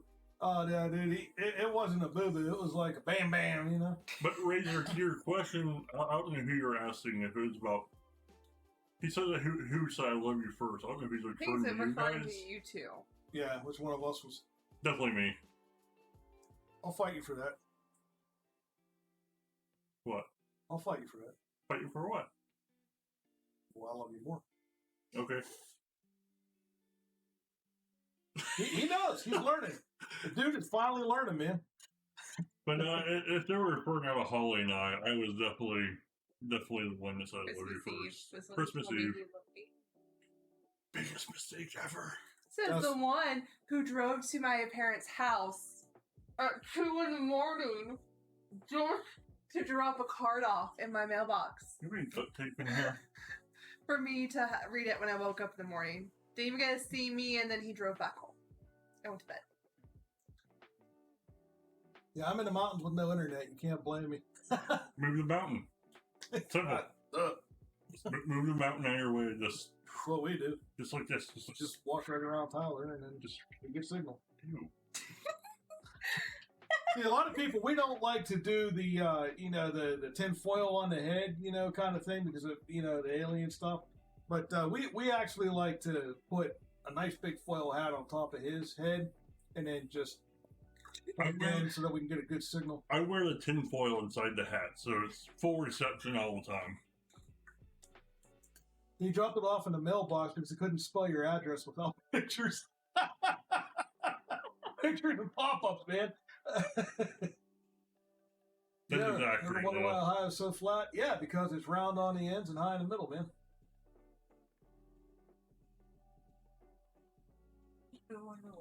Flat. Ohio to me is not flat, but that's because I grew up in Bell Fountain, and Bell Fountain's the highest point in Ohio. There's just nothing but hills. That's one thing that sucks, like moving over here, is like with tornado warnings. I should take them seriously now. I should get into the first time she had to heed a real tornado warning. You should, yes. I was terrified. I was terrified. She was crying. Stop. Yeah, I was crying. You were crying. You were. Because I was at work and she called me in tears. So I'm like, what's going on? She's like, we have a tornado. And? Seriously, no, it's like, flat. What's your point? I don't know what to do. Take the kids and everything and go to the basement.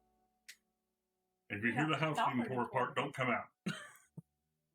I just want to say it was terrifying, but like, when you always, with Bell Fountain, like you were told what to do, but if you heard a tornado warning at Bell Fountain, you didn't go in the basement, you went outside to see if you could see a funnel or not. Mm-hmm.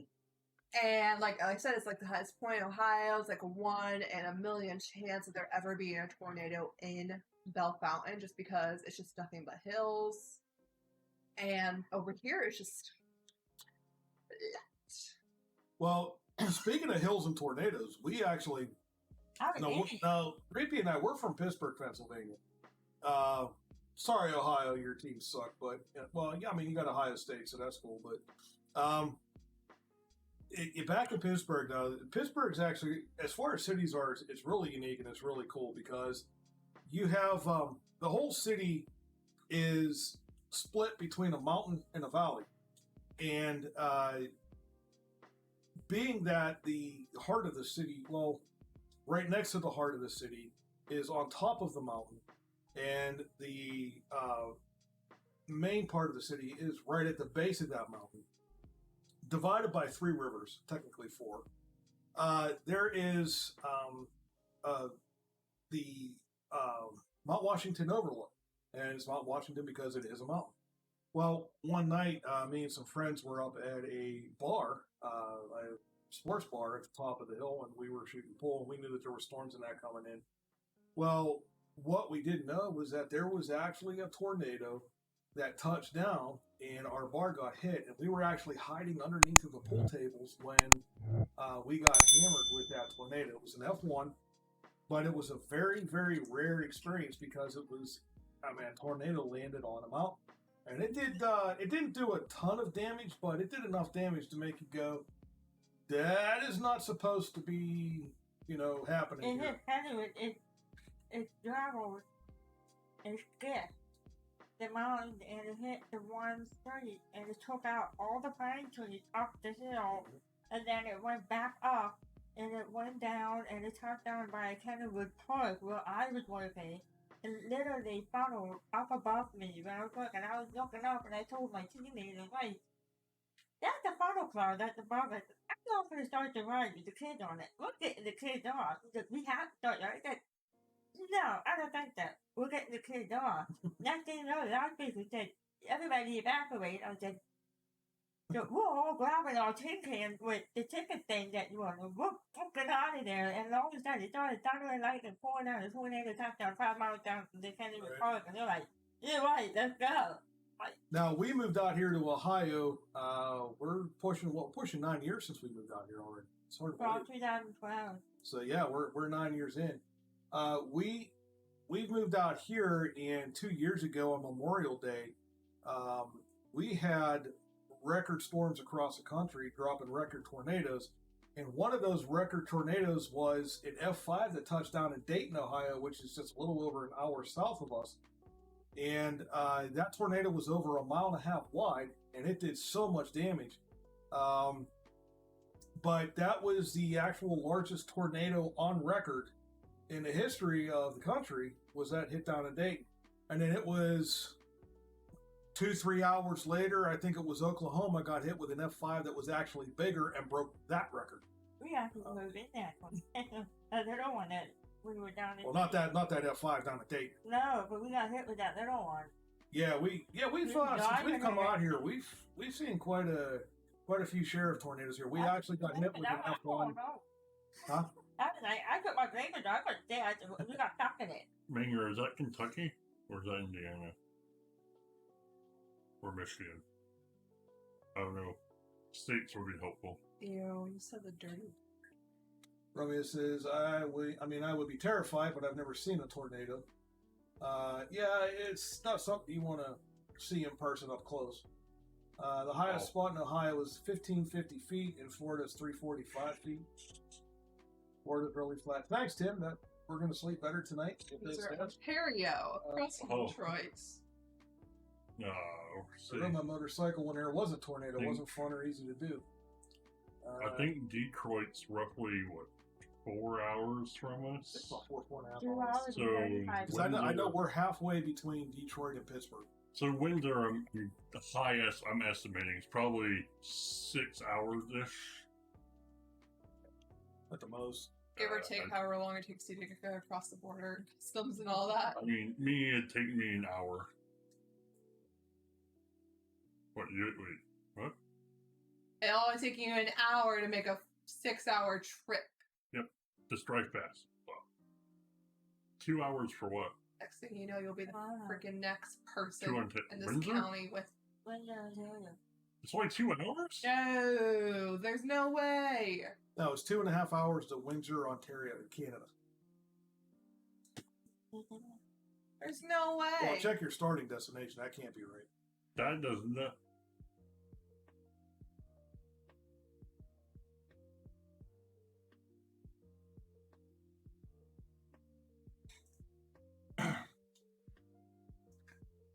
Because Banger, if we're only. No, it is only 2.5 hours. Is away. really? Really?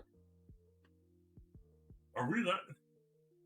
Well, I lied. I'm sorry. Yeah, he's trying to make my wife look bad. You see that, guys? No, I just. You think it's that close? He said, look at this. Maybe I we're thinking more in northern Michigan. For my neighbor. You guys said a dirty word. I'm really surprised about that. So am I. I thought it was. I need to get my passport and go to Canada. Heck yeah, dude. We'll go see Manger. Because, I mean, it's close to 2.5 hours to get to Toledo. That's straight shot north, right up 75. I was still thinking more about Fountain. Yeah, Buff Fountain's a little bit longer. What's your Fountain? Well, Buffalo's a lot further south, too. It's an hour and 37 minutes to get to Toledo. She won't participate in my knock-knock joke. Do it! Knock-knock. I have to pee as it is. Knock-knock. Knock-knock. I'm just going to ignore you. Who's there, honey? Ow. Al who?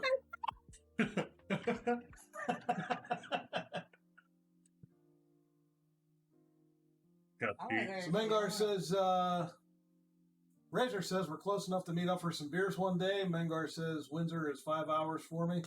As soon as the border opens, we're going to have a barbecue. And that sounds like a freaking awesome fun time, man. The border's not open yet? Not a Canadian border, no. I want to go That's back the to way to go to the Toronto. bathroom. No. Reapy. Need anything warm up? $1 million. Now if she's leaving, we can get the party started. All right, let's rock it. Where's the pizza? Actually, that was that been talking the whole time. Yeah, Remington. You think he? I'm like, holy cow. Oh, where he went? Manger said he wants a beer. So now you do a variety type. I mean, you do a little bit of gaming. You hate most of the games you play, though, right? It's definitely a love-hate relationship. Like Call of Duty, I love playing it, but I freaking hate it at the same time because there's so many. I like playing games to enjoy them, and then you have people that's all they do is eat, sleep, breathe, and you can't walk 5 feet without getting just instant dead. And it's Right. like, I just want to play. I don't care if I win. I don't care if I lose. Like, my kill-death ratio is absolutely atrocious. But I just enjoy playing it. The newest game I'm stuck on lately is Valheim. However, if I'm saying it correctly. Yep. But there's a lot of games like playing Armored Warfare. That is definitely a love-hate relationship. Love it, but I love to hate it too. But any games that I can just get with people and play is I usually like Minecraft. I hate it because it's so boring. But if there's a bunch of people playing it, I'll gladly play it. I just like the experience of playing with everybody. So I don't know if you know this or not, but excuse me, I actually got I got Valheim the other day myself. I don't know if you know that or not. No. Yeah, I got Valheim. I haven't played it yet, but I did get it. So this past week has been spent. So some of you do know, a lot of you don't know. I talked earlier about all the new computer components and stuff that I got, and I was putting my computer together last Friday, and I had backed everything up to my D drive, and when I went to install Windows, I accidentally formatted said D drive and lost my entire backup. That included everything's all my graphics and videos and all my custom work for everybody in Salty Dogs Gaming, all my custom graphics for Salty Dogs Gaming website. That included my all the channel art and everything. And so we were supposed to do this stream last Saturday. We obviously had to cancel that because I didn't have anything running for OBS to be able to get the stream live. So this last week has been spent rebuilding all of my graphics and audio and video and getting everything set up and that. So that's why we're here tonight to postpone this for another night. But yeah, so I forget where I was going with that. I went straight ADHD on that one, man. I was talking about that for a reason. Yeah, so I did get some game. No, that's not what I was talking about. Talking about Valheim. So Valheim, Dead PC. Wow. This train just straight derailed. Thanks for catching up there, Razor. Always on top of things, my buddy. But yeah, so I did pick up Valheim. Well, I was able to get Valheim this week. And so I want to start playing some new games. So once we get through the mini series of Meet the Founders, we are going to be getting into some more gaming, and we're going to be doing some different types of games that you normally haven't seen me play before. So we're looking forward to that. A lot of these are going to be some pretty big multiplayer co-op stuff. So I'm looking forward to that. I have not personally played Valheim. I've seen it, but I haven't seen it in depth. So I'm not really in tune with what all's involved. So I'm hoping I like it. So there's a lot to it. To me, it feels very Minecraft like. It's just a lot prettier. Like you have to eat to get your health up, and you gotta fight bosses and these random weird monsters. But the mechanics of the game, to me, feel a lot like Minecraft. Like you have to mine for resources, you have to cut down trees for wood to build your base, and just later I can have you jump on my server, and because how the game works is when I play, I can start as a server, so anybody can join me, or single player. But once I leave, nobody can play it. But anyway, To me, it feels a lot like Minecraft. I hate the fighting the monsters part, but I really love the building aspect. Like when you cut a tree down, it's very lifelike. The tree will fall. If you're standing under it, you will die. And if it hits like other trees, you get 6-7 trees in one go if you do it right. But the building mechanics is very refined, and I thoroughly enjoy it. You kind of touched on something about Valheim that I have seen a lot of other people say is that, like, there's two sides to the coin of Valheim. You either like to build or you like to fight. It's like I've seen people saying that they love the fighting aspect, but they hate all the survivalist stuff in there. But I've seen a lot of others that say I love the survivalist side of it, but I hate the fighting side of it. So it's kind of funny that you mentioned that because I have seen a lot of that, especially on Twitter, where Valheim has been kind of dominating the gaming topics out there a lot lately. By the way, you can always find us on Twitter at Salty Devil Dog. The devil has a 1 instead of an I. But come follow me over there, and you can stay tuned for when we're going to be doing new segments, when we're going to be going live again, our streaming schedule, gaming schedule, stuff like that. You can stay in tune with whatever's going on. And before I forget, I should have done this at the beginning of the video, at the beginning of the stream. Excuse me. We do, every week, we have a featured streamer of the week. We do one for Twitch and one for YouTube. And if you have somebody that you would like to see submitted as our featured streamer of the week, we'll be embedding their streams onto our website. Hit me up on Twitter. You see the link right there at the bottom of your screen. You can click on it on the About page underneath my video there. So hit me up and let me know who you think should be our Twitch and Twitter featured streamers of the week. We would like to start supporting, especially the smaller streamers that are kind of starting out and whatever.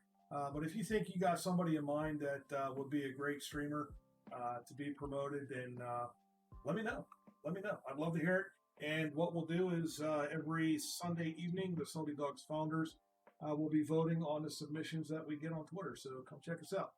All right, we got a lot of messages coming up here. So Manger's saying, Tyler, where's my beer? Razor's Gaming like still having trouble typing. Reaper Girl, Tennessee is on my bucket list. Tim's like Razor's like still having trouble typing. Get good. All right, Tennessee is on my bucket list. That's from my beloved. Actually, that's one place we're looking to go to here soon. theGiant92, look at a game called Eco. You'll have a blast. Razor says, why? Is it a bunch of rednecks? Manger's like Denver, Memphis, Tampa Bay. I guess that's places that he's been. Manger says, I was most upset when I learned Sex in Denver didn't count for Mile High Club. File protest. That's good. Razor, if you've ever gone to Orlando, Florida, check out Capone's. Amazonian gal's like, that would be her. She's like, I have been to Michigan, Illinois, Indiana, Pennsylvania, Maryland, Delaware, New Jersey, New York, Kentucky, West Virginia, North Carolina, South Carolina, Tennessee, Georgia, Florida, Alabama, and Arkansas, as my wife likes to call it. And any Outlander shows like, me, baby. Oh, yeah. Always about you. Reaper Girl's like, I'm a redneck punk. I can be both ways. Razor's like, what is a redneck pump? And Razor, I don't know either. I could be a redneck girl, or I could be a punk rock girl. Ma'am, is that Mr. Potato Head? I can't see that real good.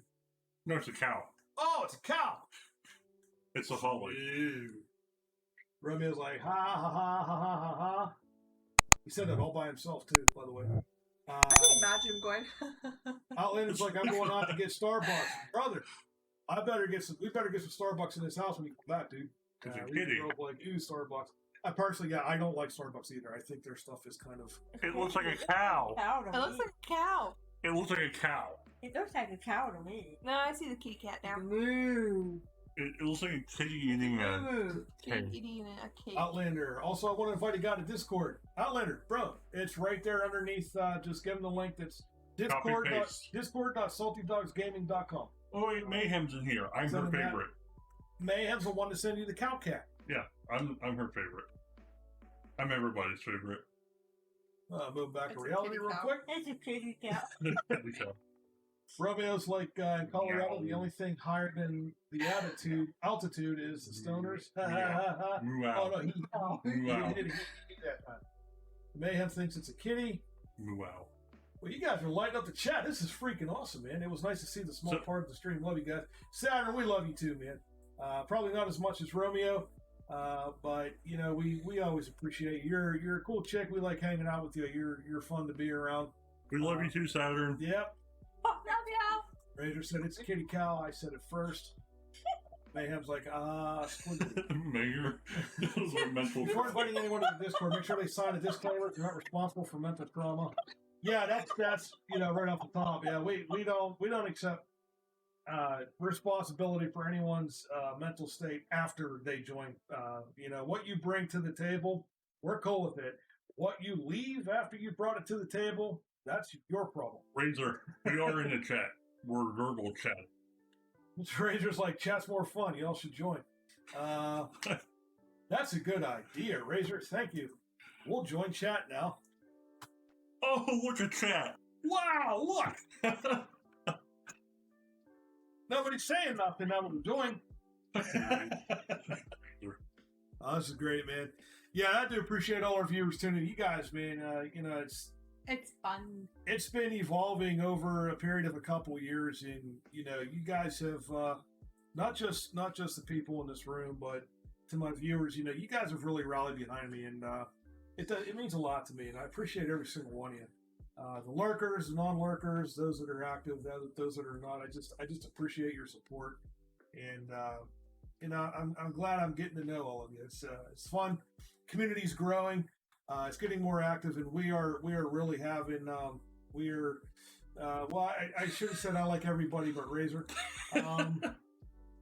He's kind of like the mascot, more like the court jester mascot, more like the donkey's ass mascot.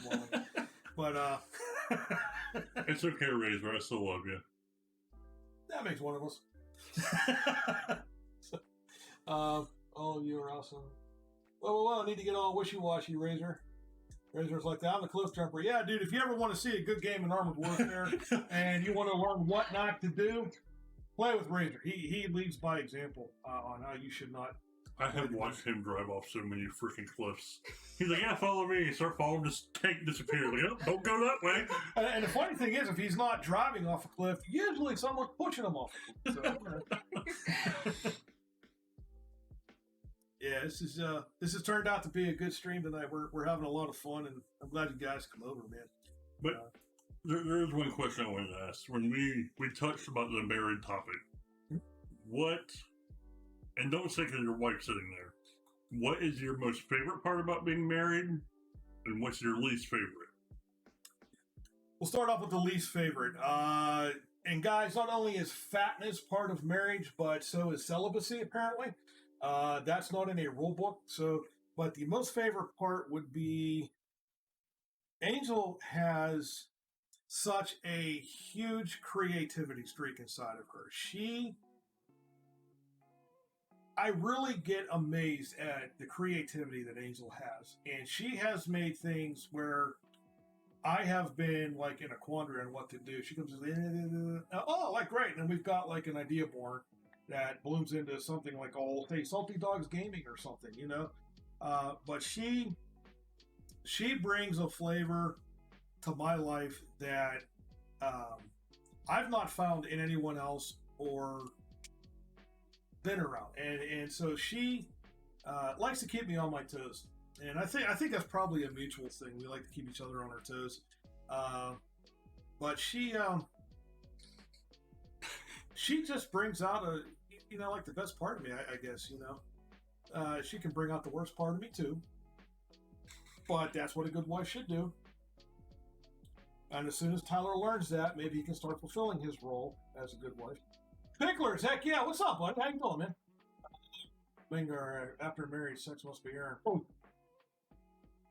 Dude, I bought the wedding. It's earned. She's the brains of the marriage. Razor, how would you know? I thought I thought your tongue would swell up every time you said the word brain. That was long before you ever joined the game. Never died when I saw Tyler grab off the book. Wait, there's a good part of you, Salty? Yeah, all of it.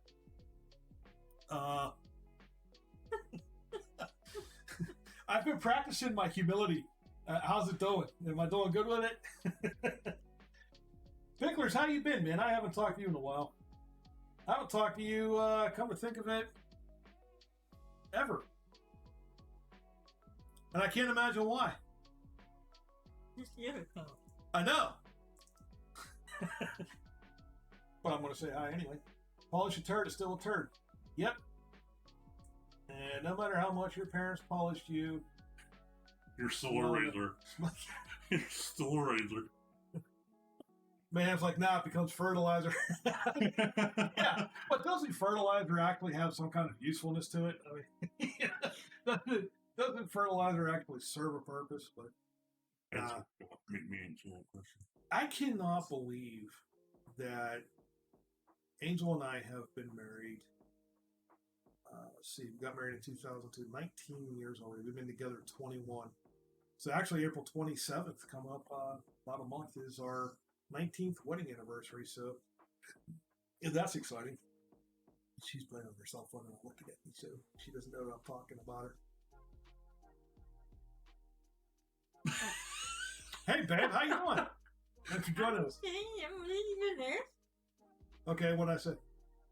Shut up. Sometimes it's just good to say, okay, babe. Okay. I was talking about what's coming. You're talking about the range zone of your creativity. Dear Lord, give me patience. No, Lord. Lord, please see to it that I have enough patience to handle what is about to happen. You need to make me margarita real quick so I can delete that chat. No. I'm done. I was talking about our anniversary next month, coming up on 19 years.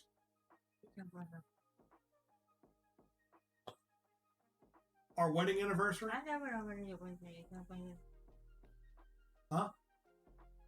What? No, what? Nah, you ain't going to go there. You ain't going. You're talking about it. Our original wedding date was May 15th. It was in celebration of my grandparents' wedding anniversary. And we had to change it. There was a lot of things that happened back then that we actually didn't even pick our wedding date. Our pastor picked it for us. So, because things were getting bad. But we pulled through it. We had an April wedding. And they say, you know, like, what is it? If you have rain on your wedding day, it's supposed to be a rough marriage. If you have a nice day for your wedding day, it's supposed to be a good marriage. I thought it was like if it's rain, it'll be a good marriage because rain makes the knot tighter, makes it harder to unravel. Yeah, rain is supposed to be good luck. Oh, I thought it was the other way around. No, rain is good luck on wedding day. Well, see, for us, we do everything the complicated way. So we had a beautiful day, and then an evening it poured. It rained in the morning, and then it was beautiful after that, and then it rained all night and it was cold. It rained that morning? Yeah, it rained in the I morning. thought it just rained any night. The original date was May 18th. It was after your grandmother's anniversary day. It's very that day. So, I guess if you think about that, good God, the smell. So if you think about that, really, our first, we're coming up on 19 years. Our first 18 years of marriage have been a living hell. Not in our relationship wise. Our relationship has done nothing but grow stronger year after year after year because of all the hardships that we've had to go through. But we have been through one hardship after another. You guys have been friends with us. When has things ever started to go good for us? Not until COVID hit. Yeah, and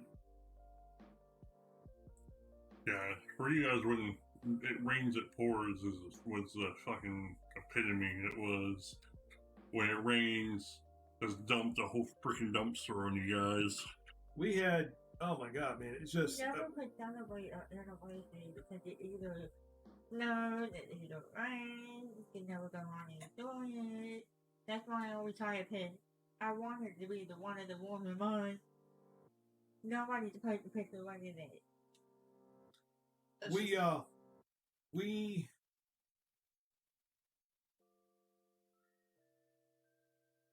That's twice that's happened. You lost train of thought. Honest to God, I can't remember what I was going to say. That's the second time this stream that's happened. That's scaring the hell out of me. That's not too often that I get that, but yeah, it's that's a little disconcerting. Like and it was important too. It was about something. That's all you need to know. I was going to say something about something, and it was cool and whatever. Can't remember the one thing. The one thing about something. That was really important. Yes. So now that we're all on board and we're all on the same collective thought there. So I guess I'll jump ahead and I'll answer the same question I asked you. So my favorite thing about being married is I got lucky when I found Holly. When they say you want to marry your best friend, I can truly say that I have. Like we game together. I never found anybody that I enjoyed going out with and doing stuff. It's like we like to go shooting, we like to go, and she likes so many of the similar things I do. She literally, I can't leave the house by myself. Sometimes it's nice, sometimes I'm just like, we're in the gas station, maybe 5 minutes. But that's probably my favorite things is I have my best friend with me side by side, no matter what. My least favorite thing is she's definitely the voice of reason. I'll be like, oh, I'm going to do this. And she's like, whoa, no. Think about this. Do you really need this? Yeah, I need it. I always need it. But then you have her, no. So yeah, I hate having the voice of reason. I'm used to doing whatever I want, whenever I want. Right. And now I gotta reel that back a little bit. And she also thinks she's a boss, and that's definitely not. She is the boss. No. It was admitted in the wedding. No. I've already said I. Repeat after me. I said I. She goes I. And I said Holly the boss. She goes Holly the supreme commander of all that Tyler lives and does and thinks and says. We'll attach the ball and chain to you. It was cool. What we got here? Make the Giant answer the question too. He did. So what does Angel answer the Giant's question? Well, she wasn't even paying attention. Probably didn't know what the Angel. question was. Angel. We'll wait for it. What's your favorite thing about being married, and what is your least favorite thing about being married? Besides being married to him, I know that's the worst part, but. Well, my favorite thing about being married to him is when anything would go wrong. Especially when I had a lot of stuff going on with my family, he would write down something, and he would just hold on to me, and I know that his strong heart would help me get through it all. That would do help, and it would just help him. And because I kind of had to step away from it all with my family. It wasn't my family's fault. It was just something that had happened, and I had to like stay out of it for a while. My least favorite, when we were newlyweds, we did struggle a lot. It was a lot of arguments, just stupid stuff that everyone knew wasn't. I mean, we all found through it. I want to fight for it over the time, and we always made it out within a few hours. And that was my least favorite. Of course, being apart from each other. We both had a lot of reality checks that we needed to get through when we got married, and so there was a lot of turmoil at first. It wasn't out of hate or spite for each other. It wasn't anything like that. It's just that she's very strong-headed and opinionated, and so am I. And, really? I haven't noticed. Shut the fuck up. But yeah, there was a lot of times that we would just butt heads, and I think for us, and I think anybody that gets married for like at least the first year, there's a period of transition that you have to go. Oh, yeah.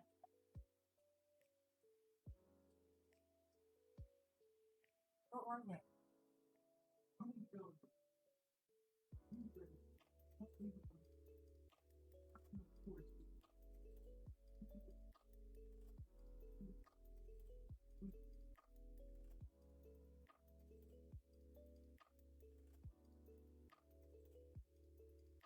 Easy. Sorry, guys. My dad dropped his cane. I thought he fell. He's all right. He's confused. He's waiting to go home. Sometimes doesn't realize he always lives here. It's nothing. But yeah, like anybody when they're first married, you know, especially that first year, that's the hardest transition period, where you have to learn to compromise with one another.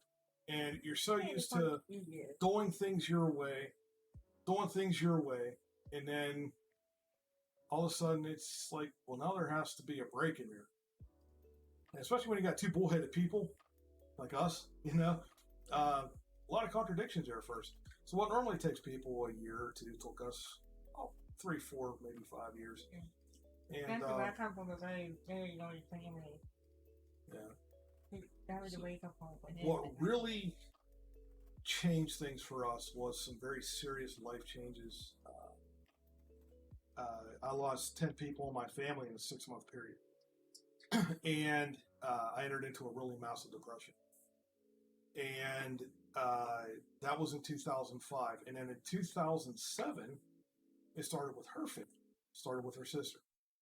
And, you know, it was at that time that I think that was, for me, a turning point in my life where it changed from being, I don't want to say self-absorbed, but putting her above me. You know what I mean? Like, to me, it's like she is more important to me than me. Because when she hit that, when her sister died, that was so traumatic. That was a horrible period. And she needed somebody to be there for her. And I'm in the depth of my own depression, you know? And I had to snap out. She needed me. And she stuck by me for 2.5 years with the epitome of my depression. I was never suicidal, but I quit work. I quit talking. I lost all my friends. I quit talking to everybody. I sat 24/7 on the computer playing video games. I dove into that and sleeping and eating, and that's all I wanted to do. I didn't want to talk to her, talk to my dad. I didn't want to talk to my family. I didn't want to talk to anybody. I just wanted to be left alone and sleep. Yeah, I did. I left him for about a month. I was left him for about a month. I stayed with my mom. And then I told him he came to pick me up and came back home. And then it wasn't too long after that he snapped out of it. Went back to work, lost all that weight, things started to get right back up. I do have to say I agree with Raider's comment.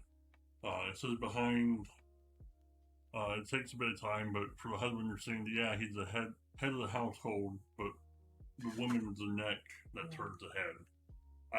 I strongly agree with that, because like in our house, for majority of the stuff that, yeah, I make the big decisions, but I have her behind me, supporting me 110%. Like,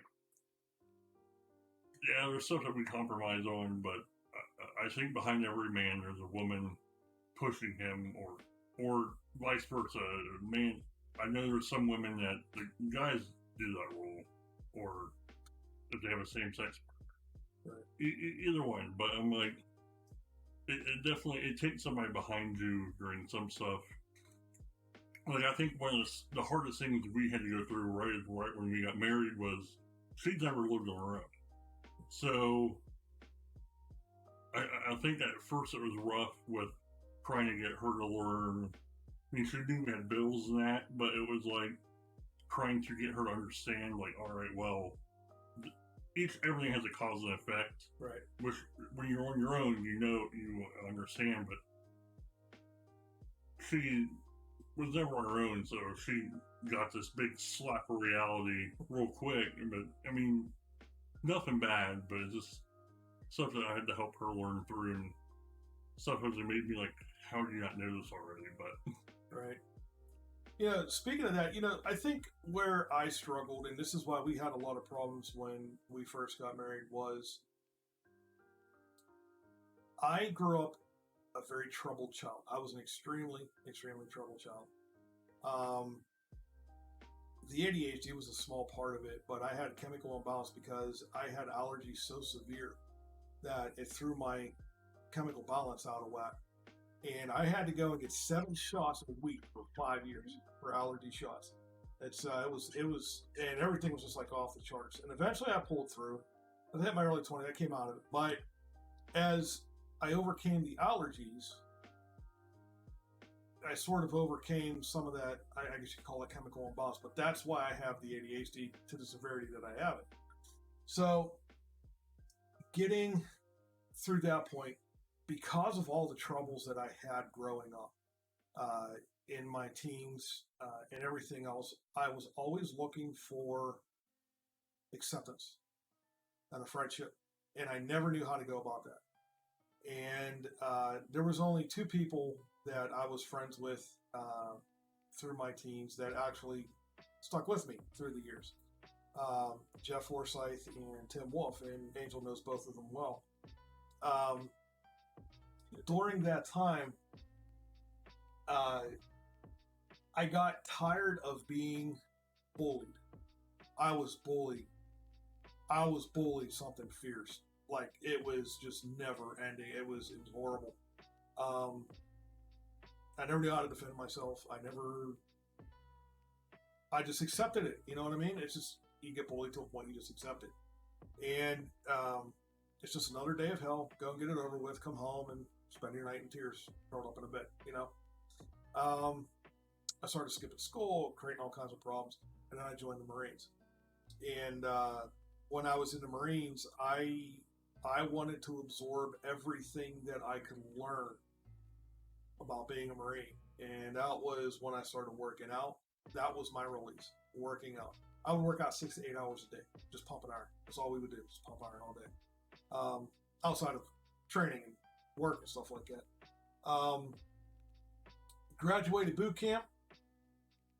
When I joined the Marine Corps, I wanted to be motor T because I wanted to drive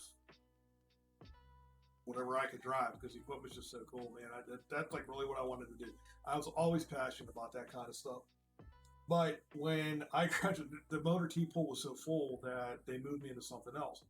And I had an option to see what MOS I wanted to go, and MOS is your job in the Marine Corps. And so I stepped it up and I went to 0311, which is a grunt.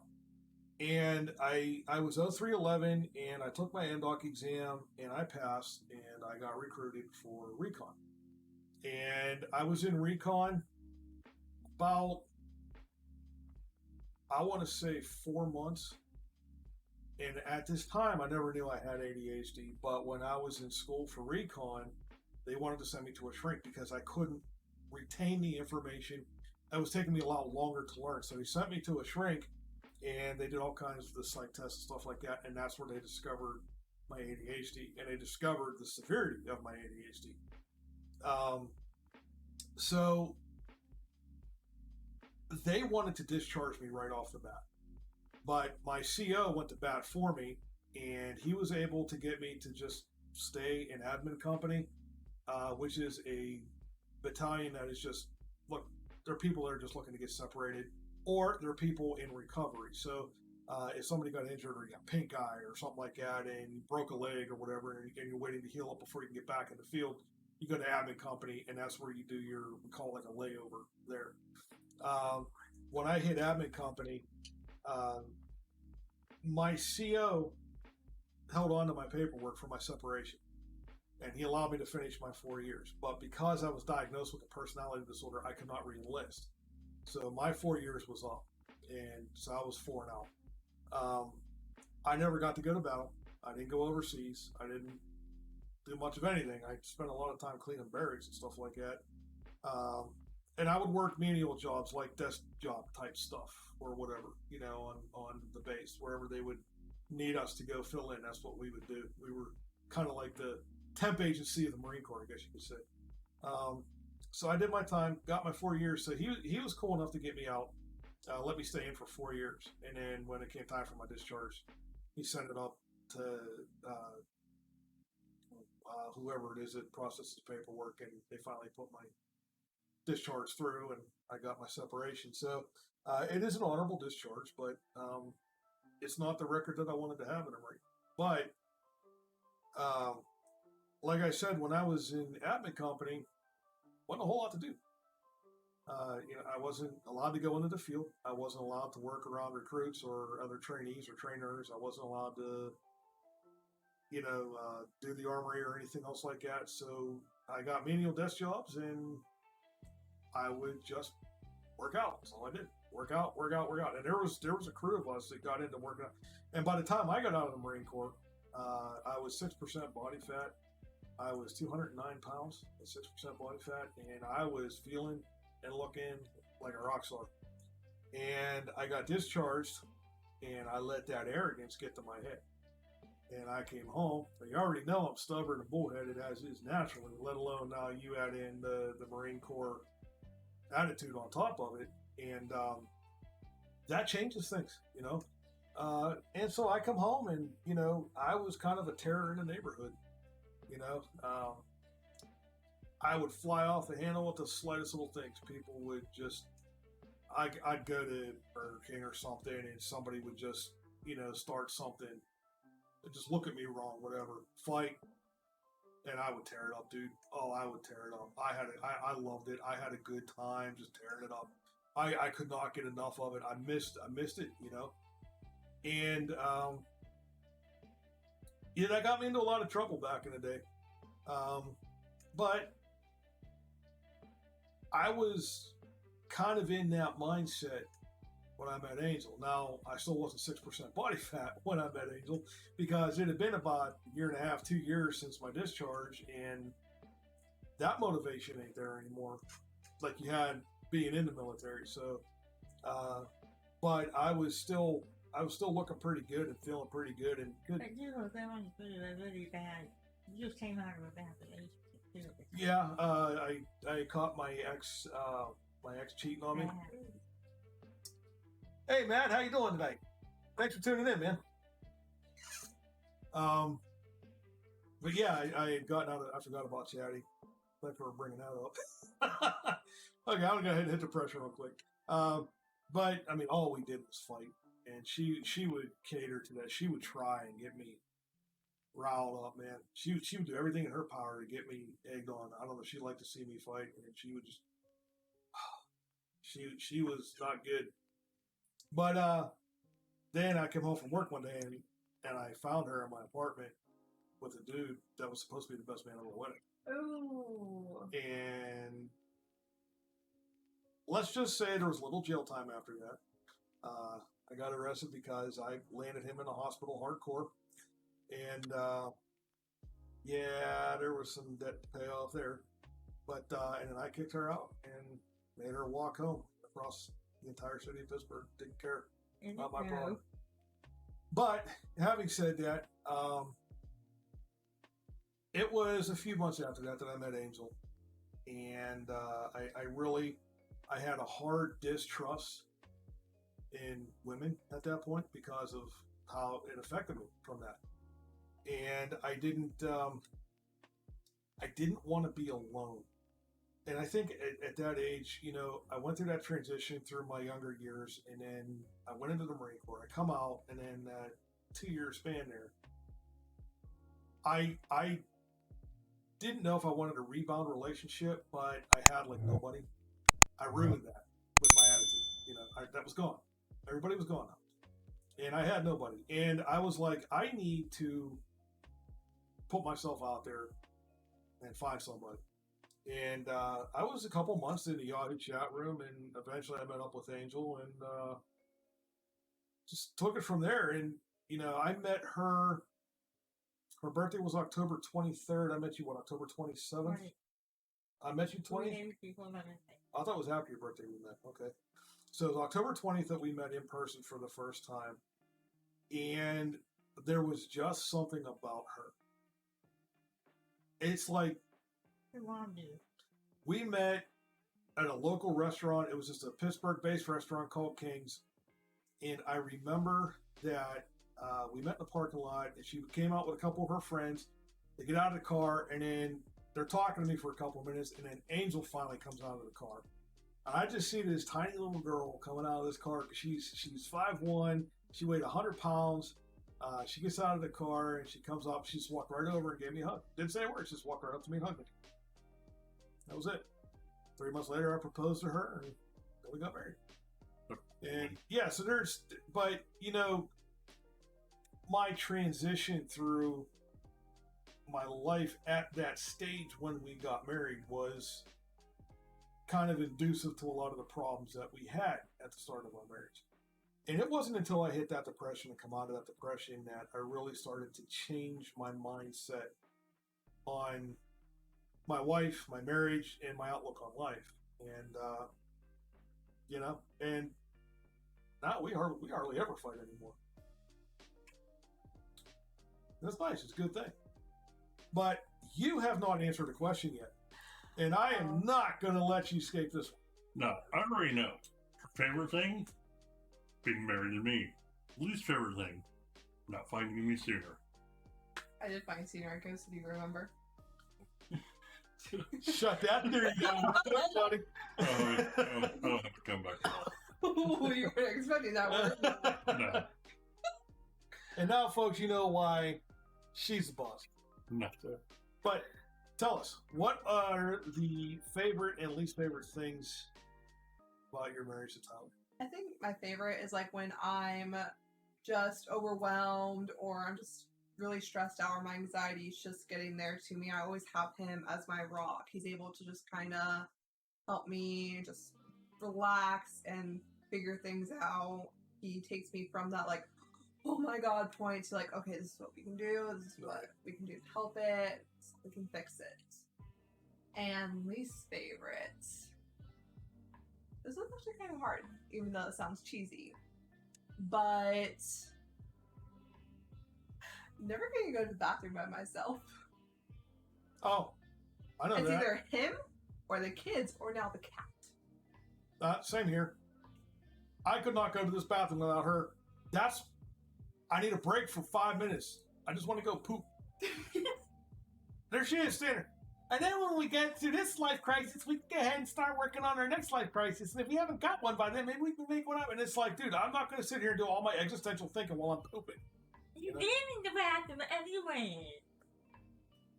That or like when we first got married, we were on very separate schedules. So I was trying to somewhat adjust my schedule with his schedule. And it was rough because like he was working seconds, I was checking school bus, so I really only ever get to see him during that time frame between en route or the weekends. Then I started out at NKP, so I was literally only going to see him on the weekends. Right.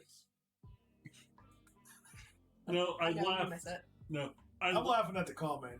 No, I'm laughing at when you're talking about going poop. You know, it's like, for you guys don't know, it seems like whenever I text Salty or call Salty, he's literally in the middle of pooping. And it's like, I can never catch him when he's not. I want to hear from him for a month, right? On the phone, right? And it's like, phone's ringing. I'm like, dude, I'm only on my second wipe. Come on. You know? Or like today, we showed up, and he's literally pooping. It's like, I can't get a break, man. The time.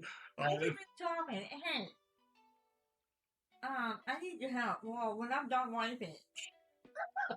Like, seriously, this is probably again, if he's in the bathroom again, I need to get in the bedroom so I can change. So I'm gonna go in. If I'm taking the shower, he has to go in there and poop. So I can't take the shower without him pooping. that is my favorite thing, though. When she's in the shower, it's like, you know what? I'm gonna go in there and just blow it up, just to piss her off, because she gotta sit there and smell it. Because we can't flush it because our house, our water, we have well water. Right. So if I flush it, she has no water in the shower, so she gets to sit and stew in the smell. That's awesome. We have 2 bathrooms. Not tearing both of them. But I think one of the hardest things that I had to go through personally with getting married was I am a very recluse person. I don't tell people my feelings, or if I feel like something's going on with me, it's not right. I usually just try to deal with it myself. And or not being married, it's like I need to include her because she can see I'm struggling with something. You know, I don't know if a lot of you don't know, but I recently found about my anxiety, how bad it was. Right. I was battling that for a long time, and it finally became too much to where I couldn't handle it. And she knew I had a little bit of it, but she didn't know to what extent. And just stuff like that, like you need to knock those walls down and let them in. But for being alone for so long, like you build them up, and it's hard to. You have that protective circle, and it's really hard to let people come in. Right. And that's something I had to learn to do. See, with him and I too, when we first got together, I was still very weary of being with someone because the guy I was with before, he's very emotionally abusive, narcissist, and then the guy I was with before him cheated on me, so it was like kind of two double whammies back to back. So at first, when he and I got together, I was very reserved. I didn't want to get too attached too quick in fear that I was just going to have another heartbreak or get hurt again. Right.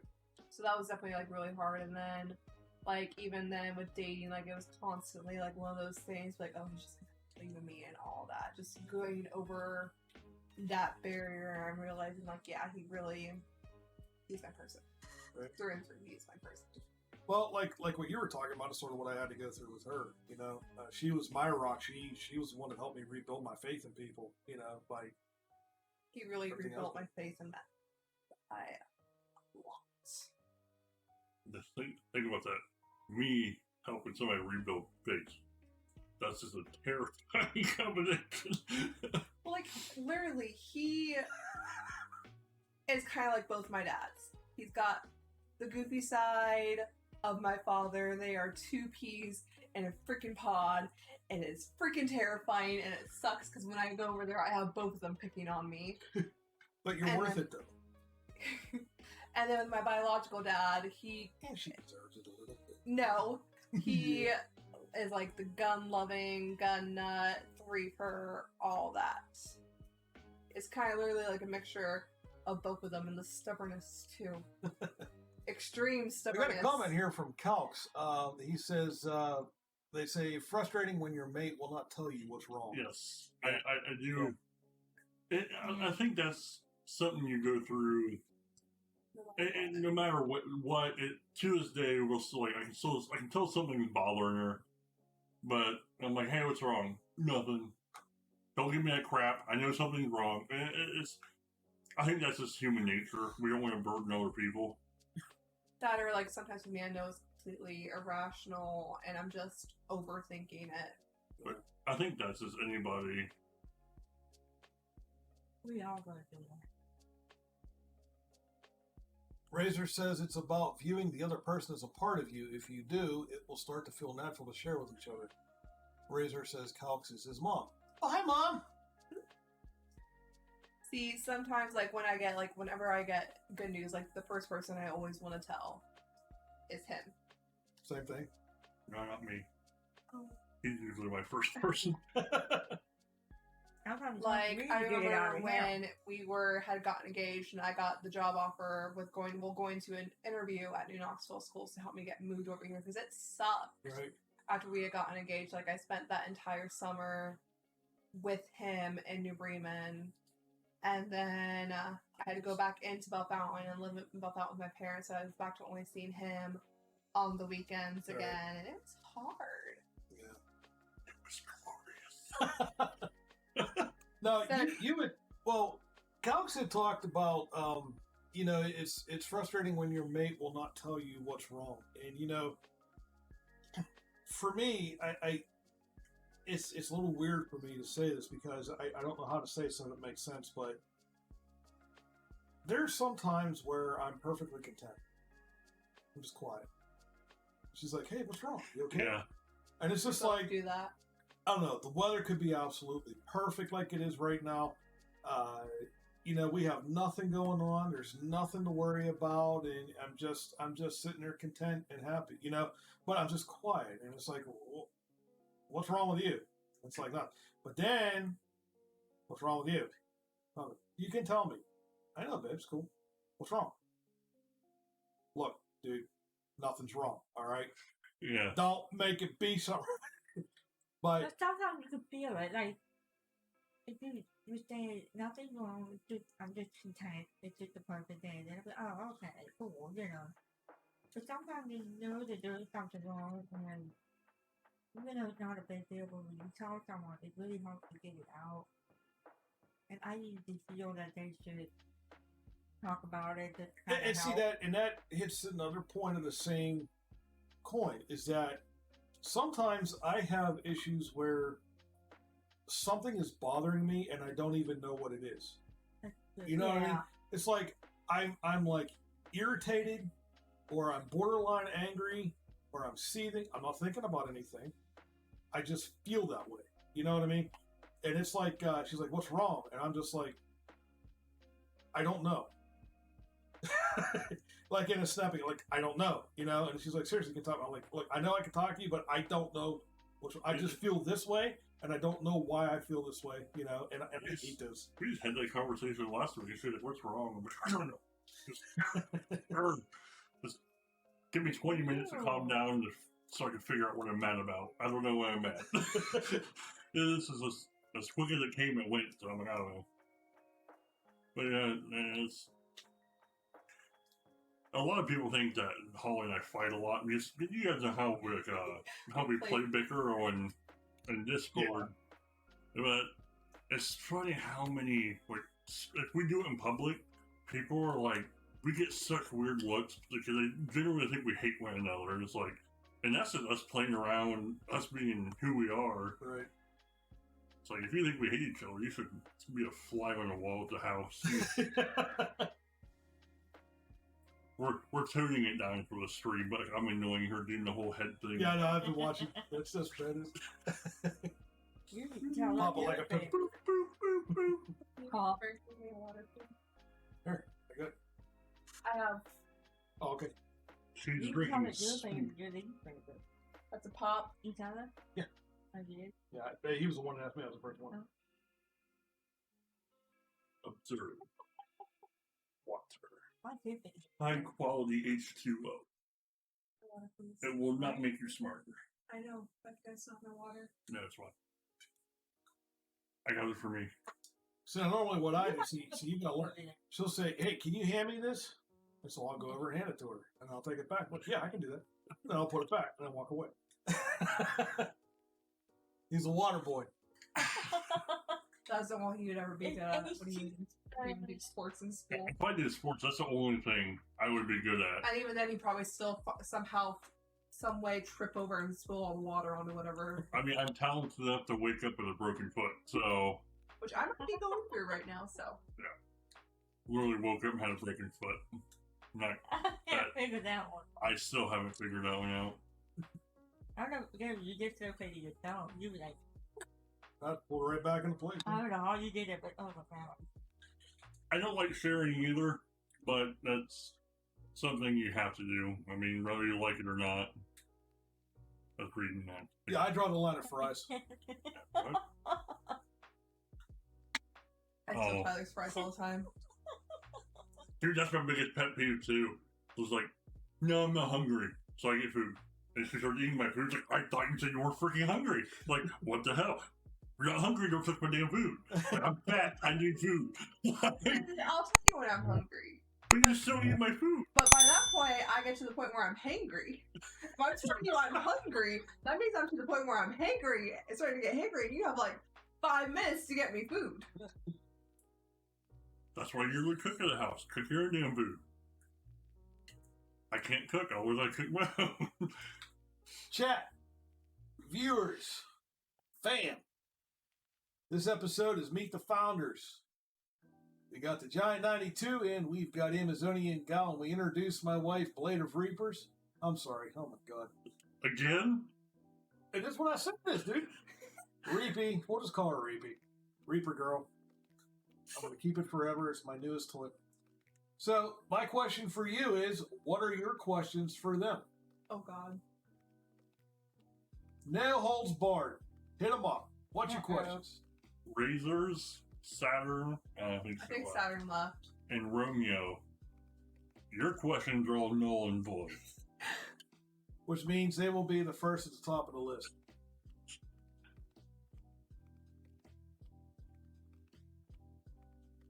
So let's talk a little bit about Salty Dogs Gaming while we're waiting for some response from the chat on that. So, Salty Dogs Gaming. Okay, there you go. How did y'all get into gaming? So, I know I talked about this beginning stream, but I'll sum it up. I always been big into console gaming, and then I'm gonna punch you, I swear. I hear you, dude. I hear you. I would drive down there just to slap you, but I wouldn't drive back. Romeo has a good one, but so I've always been in console gaming, but Salty actually got me into, I guess, the community world of gaming with PCs. Him having a PC and talking to me about it, and I didn't know. I couldn't tell you anything when I first started, and it went to now. And it stemmed from that to now. I built my own PC, and then she got my old PC.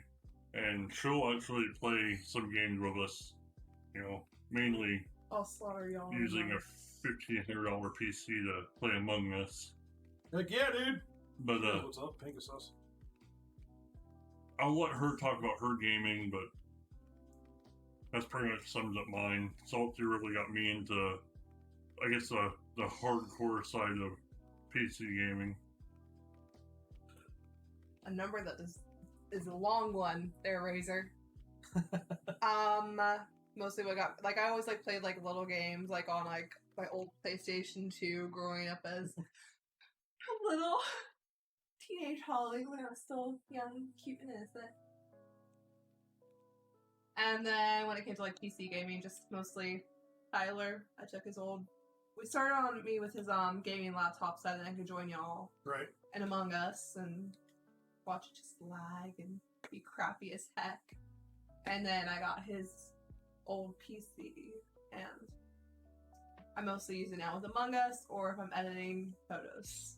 I should say, I ruined The Sims for her. She liked playing The Sims, and I downloaded the mod that made it R-rated, extremely R-rated, and I didn't tell her. I let her, I see her go out there, I'm like, oh, this is gonna be freaking great. And she turned it on, and some events happened. She's like, what the F did you do to my game? And she immediately just flew off the handle. I'm like, this is why I like PCs. I can mod them and make them do whatever I want. And she'd be at my mercy. What would be that got you into gaming? My first game was the Atari. I love the Atari. I could never put my hand down on anything that had that bad. And then I've had gaming consoles pretty much throughout the years. And of course the Game Boy and the Game Gear from the Sega. And then my first PC game with DJ was Salty with the Need for Speed. And then my dog loved that game. And then once we started building our computer with Water Tank, I'd say that kids are in it now, but it's just too toxic. Yeah. It's just too many young kids, it's just too vulgar for me, to the point it's not worth it. I'd say Modern Warfare now. So I play mostly PC games and stuff like that now, so I can start live streaming eventually with Salty and D2 and all the others. Stuff like that, so not it for me. Go for it to pro games. Reapy, if there was one piece of advice you could tell the whole world, what would it be? Piece of advice? Well, I struggled most of my life, pissed on teeth. I would say to keep your head up tight, stay strong, and be yourself. And don't let it get to you. I know I have for myself. And just keep it strong and try to stay strong. Stand your feet and keep it going. Oh god, I had an answer and I freaking lost it. Don't always judge people by first impressions or literally judge a book by a cover, and quit being bullies. There's enough of those in the world. We don't need any more people who are like that. I know we don't have to deal with that in our gaming community, but like, you have bullies in the workplace. People just like, I don't say love everybody, but be open, be kind. Right. Always have a smile. Don't close yourself off. Make life fun.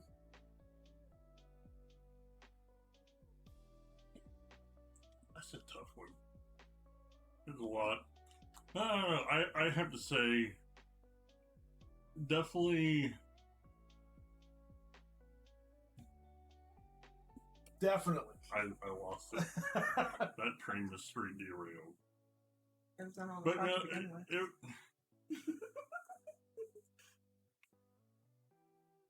Who invited her? Me? You can walk home. No, but I'll give you a lift in the truck, and then I'll beat him home because the car can't catch it. So. you'll be surprised. And then you can lock the door when you get home. Lock them out. No, but the piece of advice I would try to offer is don't listen to what other people tell you can and can't do. Like, you know what you're capable of. Set your goals and strive to achieve them. Don't let, kind of along the lines of Holly said, don't let a bully get you down. Just, when people tell me I can't do something, it makes me try that much harder, Right. just so I can shove it in their damn face. Right. Like, I had family members say that I'd never get a decent job.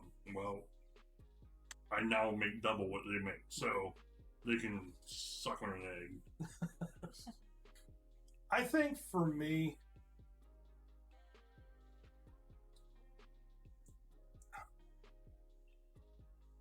there's a lot that I could say, but I think never, ever consider yourself a failure. No matter what comes your way in life, no matter how down you get, you are important to somebody. There is at least one person out there that loves you, cares about you, and that appreciates you for who you are. I would say never, ever sell yourself short. Never devalue yourself.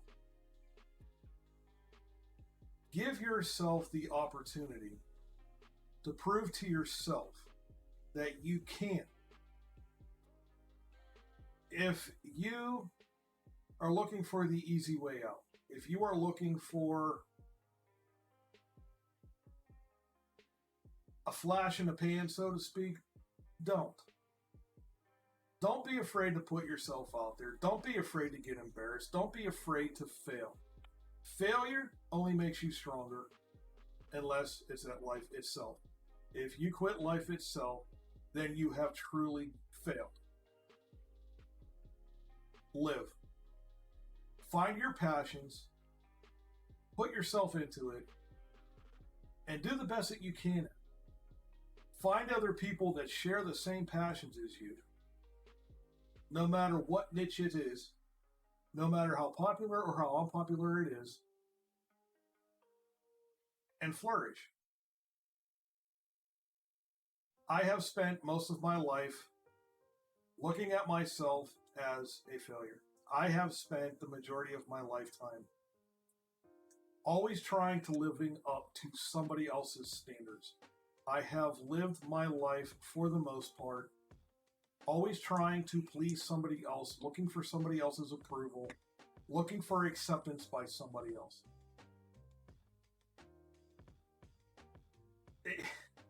It's so weird, but Salty Dogs Gaming has changed that for me. I have had talents all my life, very, very few, but they are there. I am good with technology. I am good with computers. I am good with this type of stuff. I have spent 35 years of my life trying to figure out what I want to be when I grow up. I am 45. I have finally gotten myself to a point that I don't care what I want to be when I grow up. Secondly, I don't care if I grow up. I am not labeled by a job title. I am not labeled by the amount of money that I make. I am not labeled by what other people view me as. I am me, and I'm going to live to be me, to the best of my ability.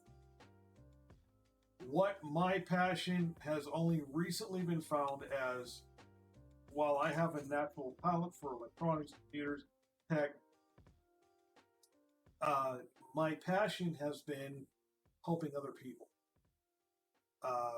Everything that I have built Salty Dogs Gaming to be has been helping other streamers, helping other content creators, helping other gamers to find resources, to get help, to either grow their streams, to better themselves as a content creator, as a streamer, as an artist, as a gamer, to find collaborations with other people. Everything I have done with Salty Dogs Gaming has been to help other people become better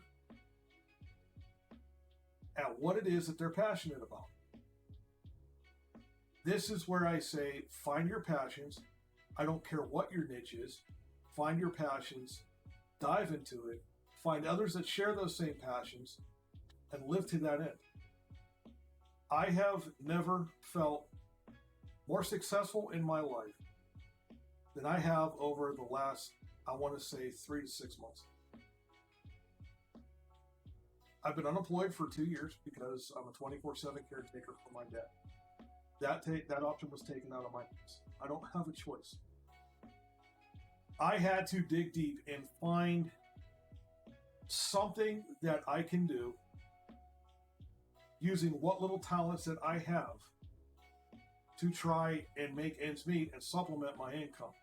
Now, saying that, it's not about the money. I haven't made any. Don't care. I love it when I have fellow Salty Dogs and other people on Twitter that don't know me come to me and say, hey, can you go over my YouTube channel and see what I'm doing wrong and try and help me? Sometimes I'm right, sometimes I'm wrong. But to know that somebody can come to me and ask me for help in an area where I am actually able to assist them gives my life great meaning. Find your passions. Never consider yourself a failure. Find other people that share your passions. Dive into that niche and flourish. That would be my advice. What would you do for the caramel secret? That's from Mengar. I would not do anything because I don't like chocolate. Is that caramel? I don't know what it is. I don't know what caramel is. Oh, I'm thinking Klondike. What would you do? Copyright.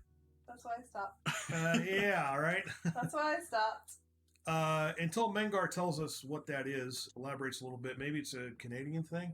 Maybe. I don't know. Mengar, you're in your 20s. Holly, teenage was last month. I always say they're 6 seconds older than sperm. Romeo no prom, thought you. Okay. Razor's Gaming. If you could go anywhere with a group of friends, where would it be? We kind of discussed this earlier with our group. Yeah. Yeah. Go to Gatlinburg. Yeah, I'd say Gatlinburg, Tennessee.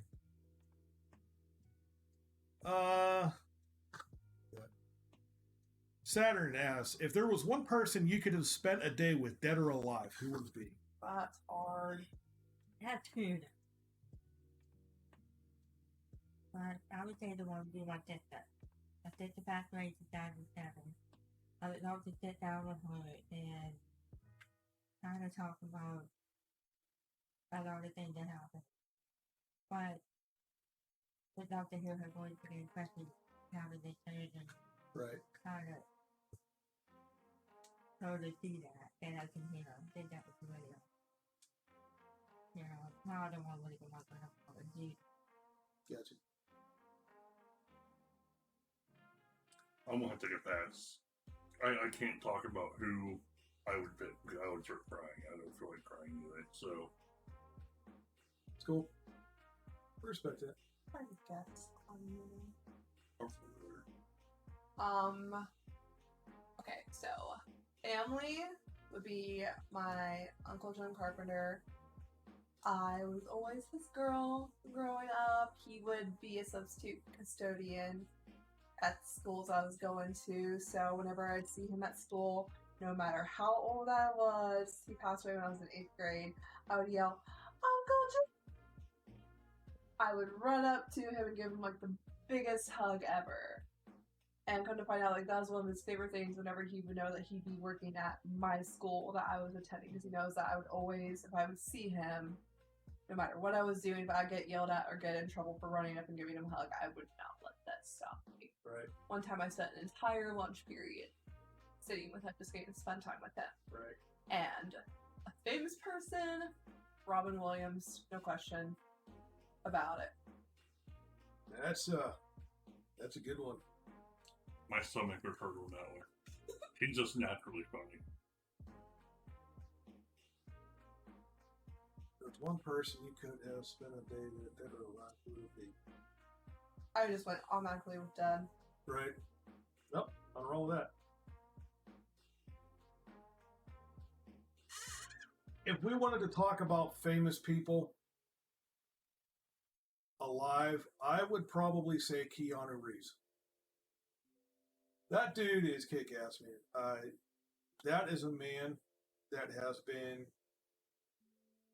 a rising phoenix out of the ashes. And look at him now. And he carries himself with just a great demeanor. He's a man of the people. He's down to earth. And he has a lot of the same interests that I do. So I think famous people, I would say Keanu Reeves. As far as dead people, I'm going to say something out there that is probably going to throw you off. But I would have to say Old Testament from the Bible, Solomon. And the reason being is because obviously he's well known for his wisdom. And I would like to spend a day with him just to glean insight and to just learn from him and how I can apply his wisdom in my life. So wisdom is the thing that I have always wanted to employ in my life and really never have. So, so I would say that I would say that would be my dead dude. What's your favorite food? Oh, oh no, there's what's your favorite food? What's your favorite food? That's when I got excited to go. Mine's pizza, hands out. Like, if it's bad, it's still somewhat good. If it's good, it's fucking great. But I have to say, Holly is a freaking amazing cook, and she actually cooked a lot of things I've never had before. Like one, probably my favorite meal she'd ever made was it's called brown sugar bacon wrapped chicken. I think I sent Razor actually a picture of it once on Discord, but I don't know. I'm not that fat, but I freaking love food. And it's like, you put a plate in front of me, I will mow it down. I don't care what it is. Mexican or Chinese? Was that a question? No. Oh. You said that like a question. So it's like, Mexican or Chinese. Those two are my favorite. Just depends on what I'm in the mood for. If I want crab ragoon. Oh, it's so good. Not a seafood fan. Favorite food?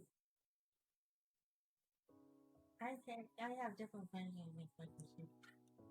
Donuts? Oh, yeah, it becomes a season. Pink donut, nipple bread.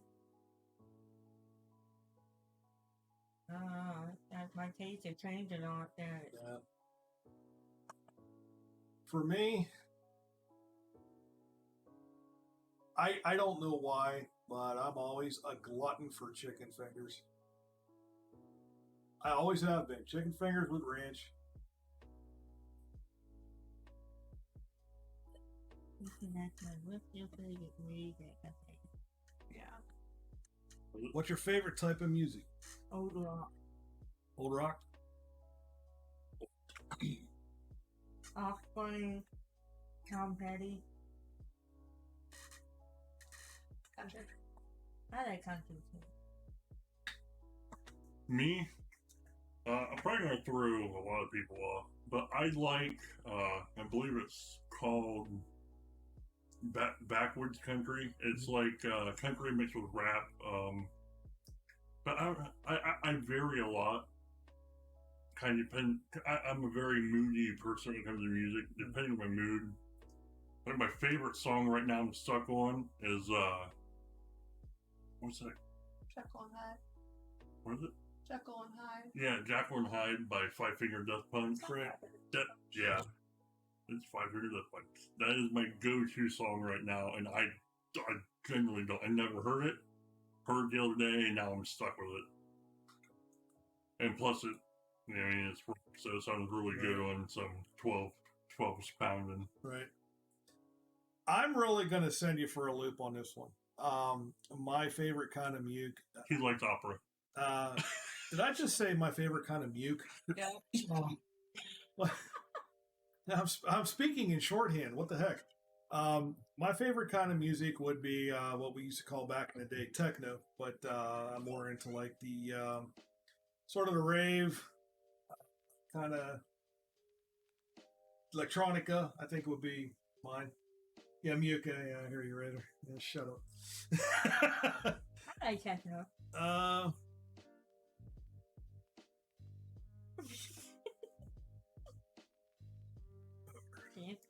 Saturn, if you make anything with Holly, I am not eating it because that will probably have arsenic in it. No. Between the both of you, we'll be like, hey, does this taste good? There you go. Now you're on the floor. Congratulations.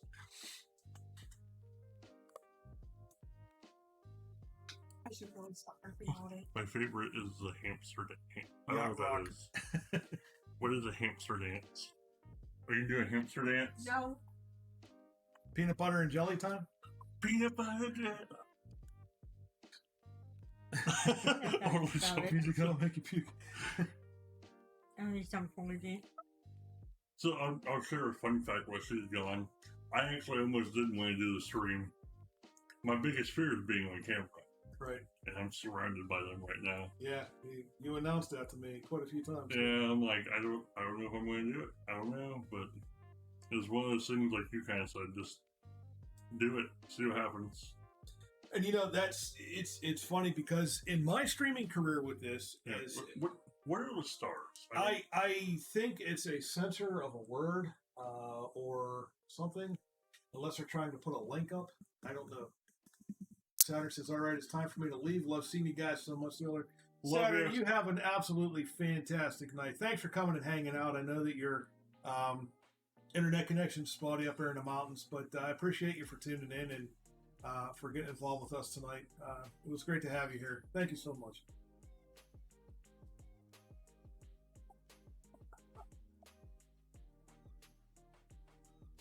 I know I make the camera look good. I make everything look good. Oh, yeah, touching back on what you were saying about getting out of your comfort zone with being in front of the camera. For me, this has been I'm very introverted. You know that. I don't want to talk to nobody ever about anything at any given point in time, ever.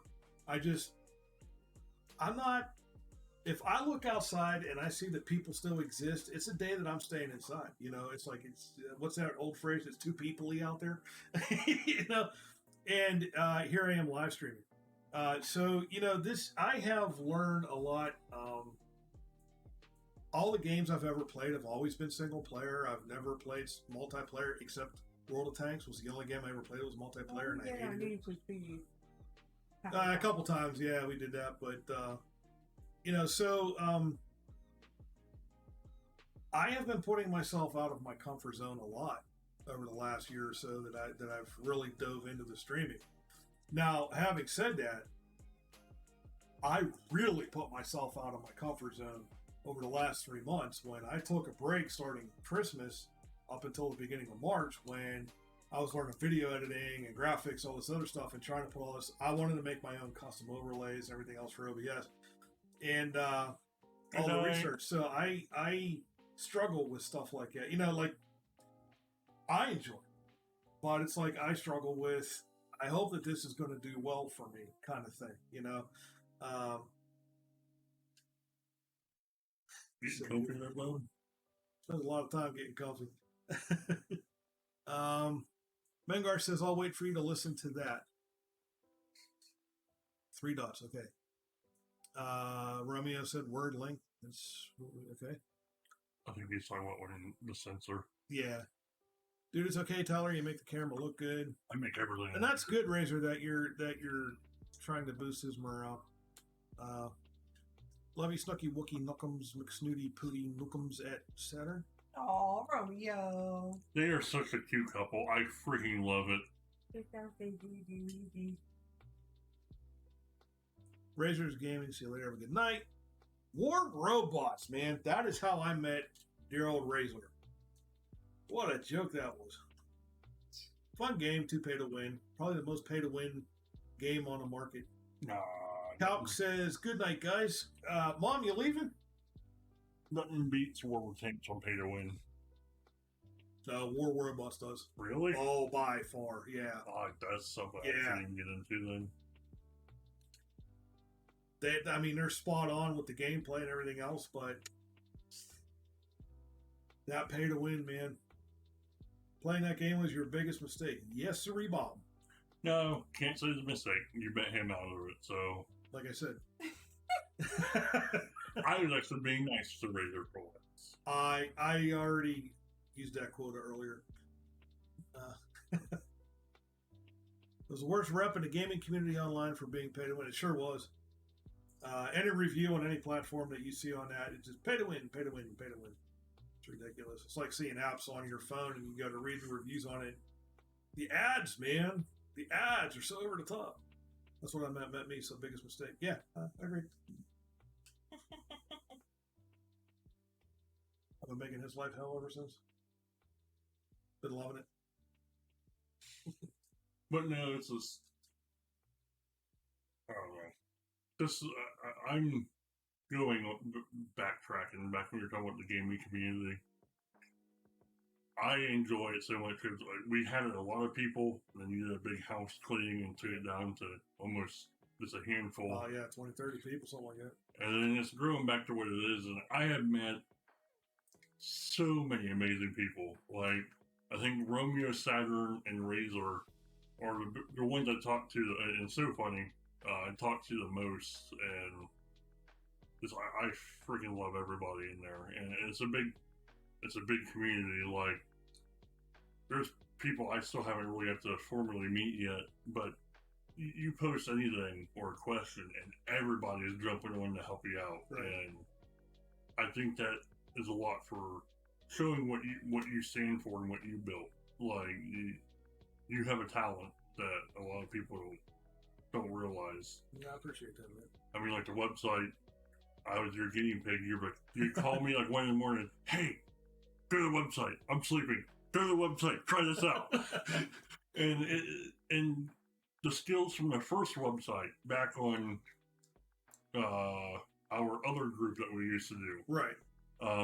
Back on AP, and just of how far it's come. It went from it worked, it's functional, not pretty, but now with the current website, it looks like something a pro would do. And Thanks, man.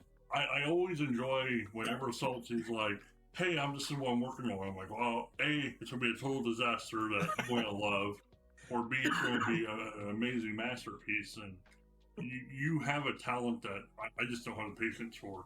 Like, I tried streaming. That turned into a fail just because I don't have patience. And I don't like being censored, but I understand. But You need to give yourself a big pat on the back. Like it, I Well- wouldn't be where I'm at if it wasn't for you. I appreciate that, but I can't do that because I could not have done any of this if it wasn't for the people that are behind me. You, Ollie, Angel, Fucking razor. So funny, Romeo, all the people that have stood by me and supported me through this thick and thin. I mean, if it wasn't for you folks, I'm discovering myself as I go through with this. And I think that's what's most fun for me. As much as I love, I'm almost finding myself, I would rather work on Salty Dogs Gaming than I would to actually be gaming. I would rather work on Salty Dogs Gaming stuff than actually be streaming. It's weird, and I hope that doesn't affect me, but, just being brutally honest, I have found a passion with this, and I have really enjoyed, I think the biggest thing, like you said, meeting the people, meeting so many new people. And we have had in the last 3 to 4 months a lot of fresh faces come into Salty Dogs Gaming. And especially on Discord, the community has really started to grow. We've got a little bit of everything going. We've had a lot of content creators come in there, sharing their work and collaborating together on like YouTube and Twitch and stuff like that. We have had we've had gamers come in looking for people where they found other players that, like you and Naughty Wolf with Warzone, or So Funny and you with Valheim. Just a lot of players that have come in looking for different people to game with, and in the process themselves finding other games that they could, get involved with. Just the community itself. I've noticed it in our community. I hardly ever see any negativity. Everybody seems to be like upbeat, you know what I mean? And that's a vibe that I have worked really hard to establish in Discord, and that's not me doing that. Let me rephrase that. I say I've worked hard for that. I have tried to weed out the toxic and replace that with the pleasant, and the people that have been joining, are really just a great group of people that are interactive. A lot of positive vibes in there. Even if they don't know what the hell you're talking about, it's like, hey, you know what? I'm going to support you anyway, kind of thing. And that's nothing with me. That's them doing that, And it makes me feel good to know that I was able to provide a resource for some people that they could engage one another and find the help and the compatibility and the companionship that they've been looking for, Romeo, I can't read that. There's a big word in there. Real one line up, pat you on her backs, make sure Tyler's facing the right way. Never. I got into AEW because DJ enjoyed my time in the game. Until you recently uninstalled it. Maybe this will start some. I'm picking on him. He did not uninstall the game because he hates the game. He gets in these modes where, like, okay, he's played this type of game for a while, so he's going to move on to a different genre. So he kind of rotates around like that. It's pretty funny. Maybe this will start some stories. What is something that you've had to overcome in your life that you triumph from? I don't like being on video. I notice I touch my face a lot. I touch my hair a lot. And it's bothering me. I see myself doing it. I'm like, damn it. Oh, I play this hair. Triumph. Like, what? Does that mean overcome?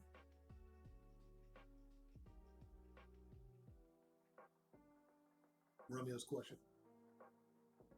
You want me to tell you? Yeah. I pretty much done it at the beginning. I mean, I had to overcome, learn how to adapt my life with my deafness, to teach my brain to hearing aid, grow up,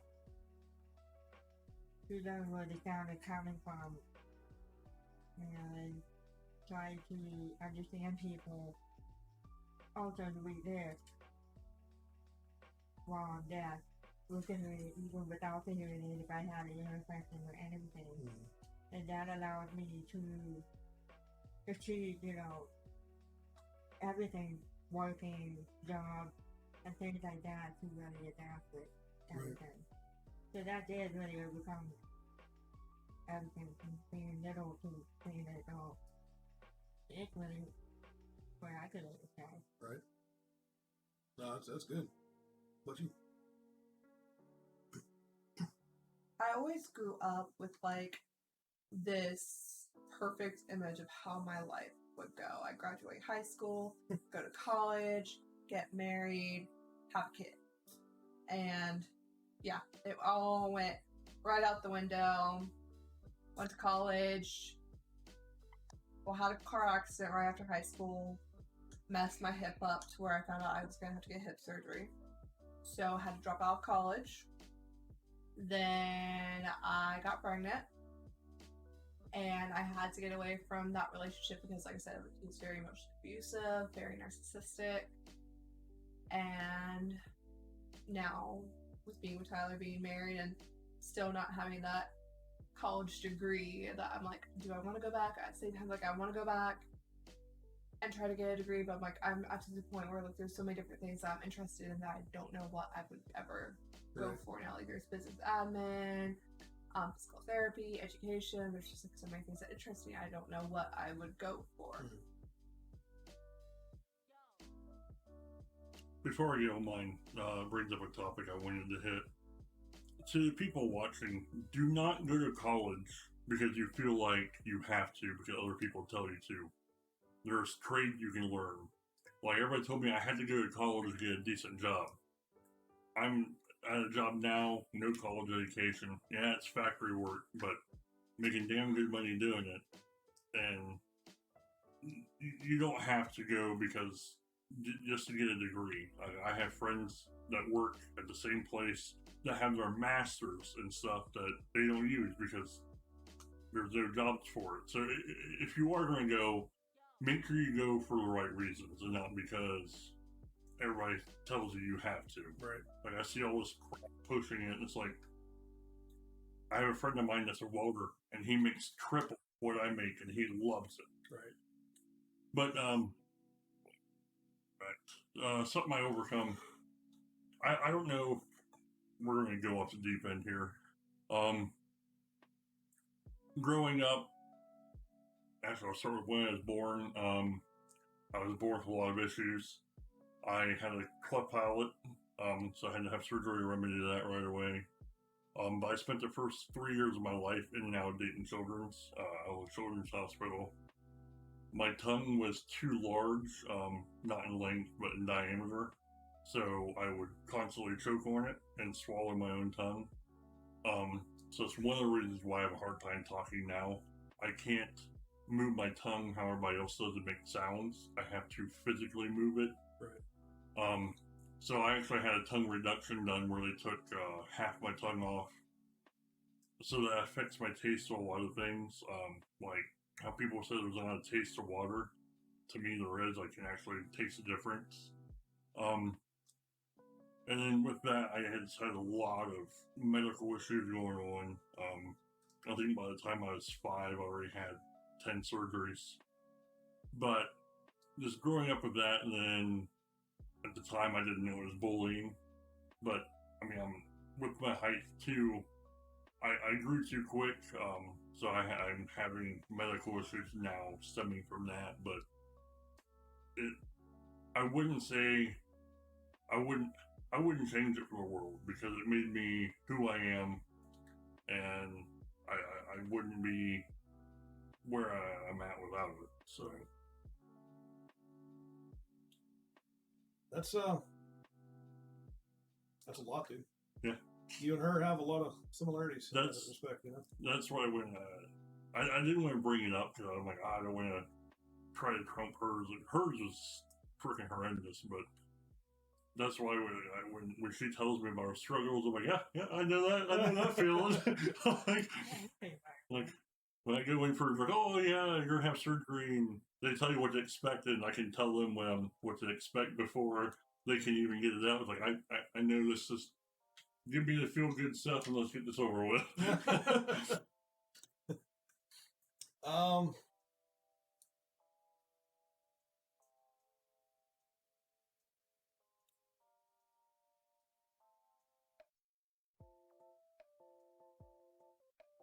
Romeo, I think to answer your question, I think I'm touching back on that depression that I hit after my mom, my grandma, my aunts and uncles, and the rest of my family died back in 2005.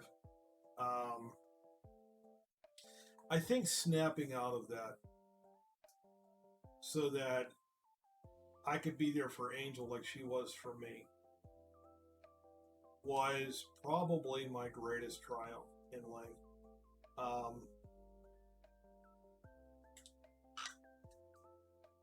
It led me on a path that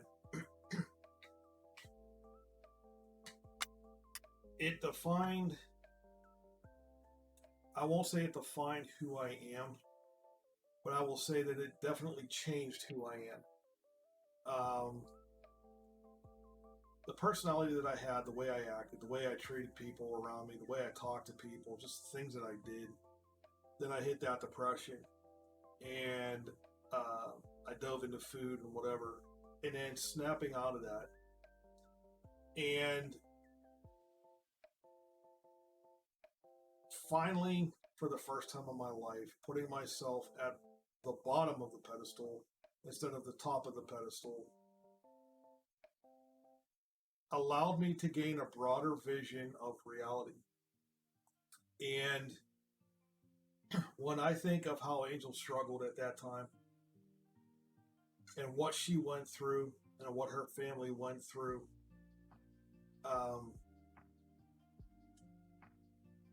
by changing my entire thought process forcibly so that I could be that what she needed me to be,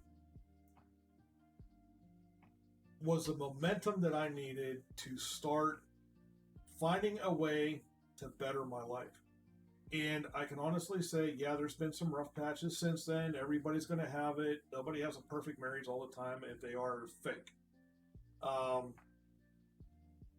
But we have done nothing but grow stronger and stronger and stronger. And the shit storms just kept coming and coming, and we battled them. But this time, instead of fighting each other, we turned our focus on the problems at hand, and we started fighting the problems at hand. And no matter how severe the problems were at that time, and since then, it has done nothing but drive us into each other. And not only has our marriage begun to thrive and grow in the right direction and finally give us a focus, like for the first time ever, I think we can see a future, right? I think for the first time ever, we can see a future. Like we can start to dream. We can start to dream about things that we enjoy and are passionate about and realize that those are now attainable. But in my time of change for Angel, I have realized that this is a change I need to make of myself towards everybody. So I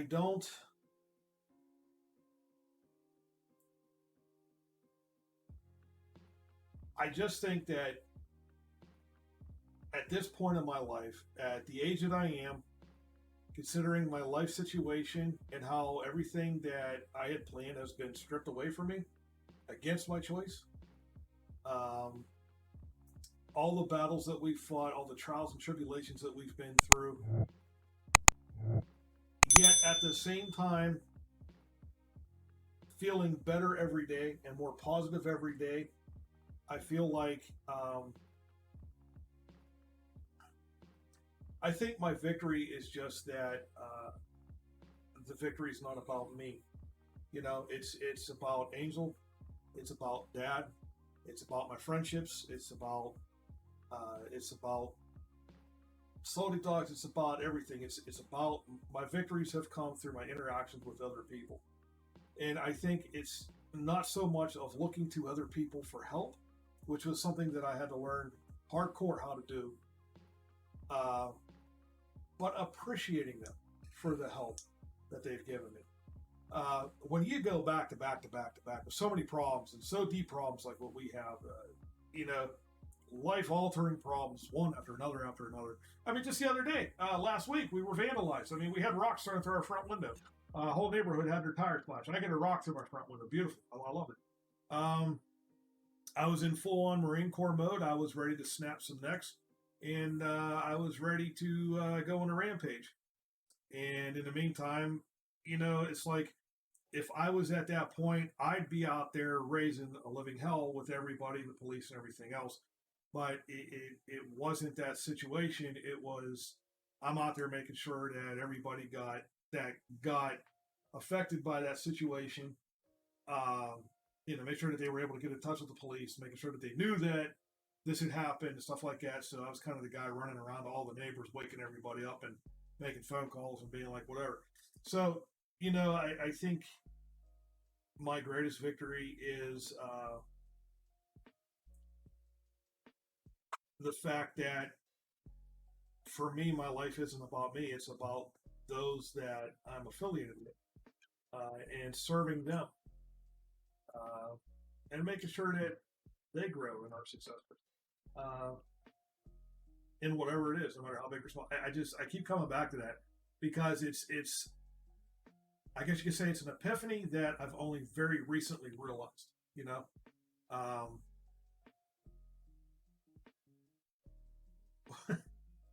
when you get beat down one point after another, after another, after another, and it's nonstop and there's never a break in between, it just continues to get worse and worse and worse.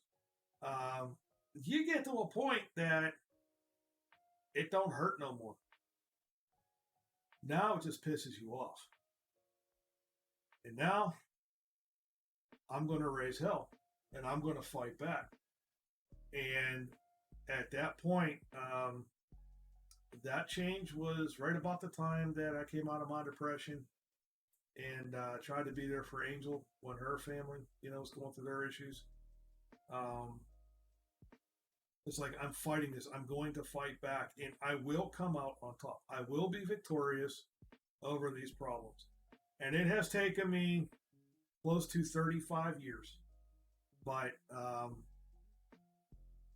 I think that we're finally at a point that we can say,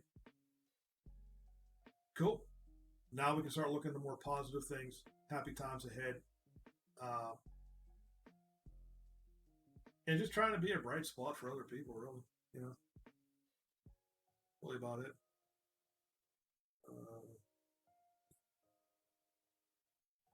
Have any of you thought of doing podcasts to share what you went through as you were growing up to where you are now? Tim, I'll answer that one. Yeah, actually, Angel and I have started the. That's from Lovely Romeo. It would be your dumbasses to talk about pooping on a live stream and how it affects your marriages. Hey, dude, look, I feel that we were very reserved. We didn't talk about texture, color, length, whether it was coming out sideways or not.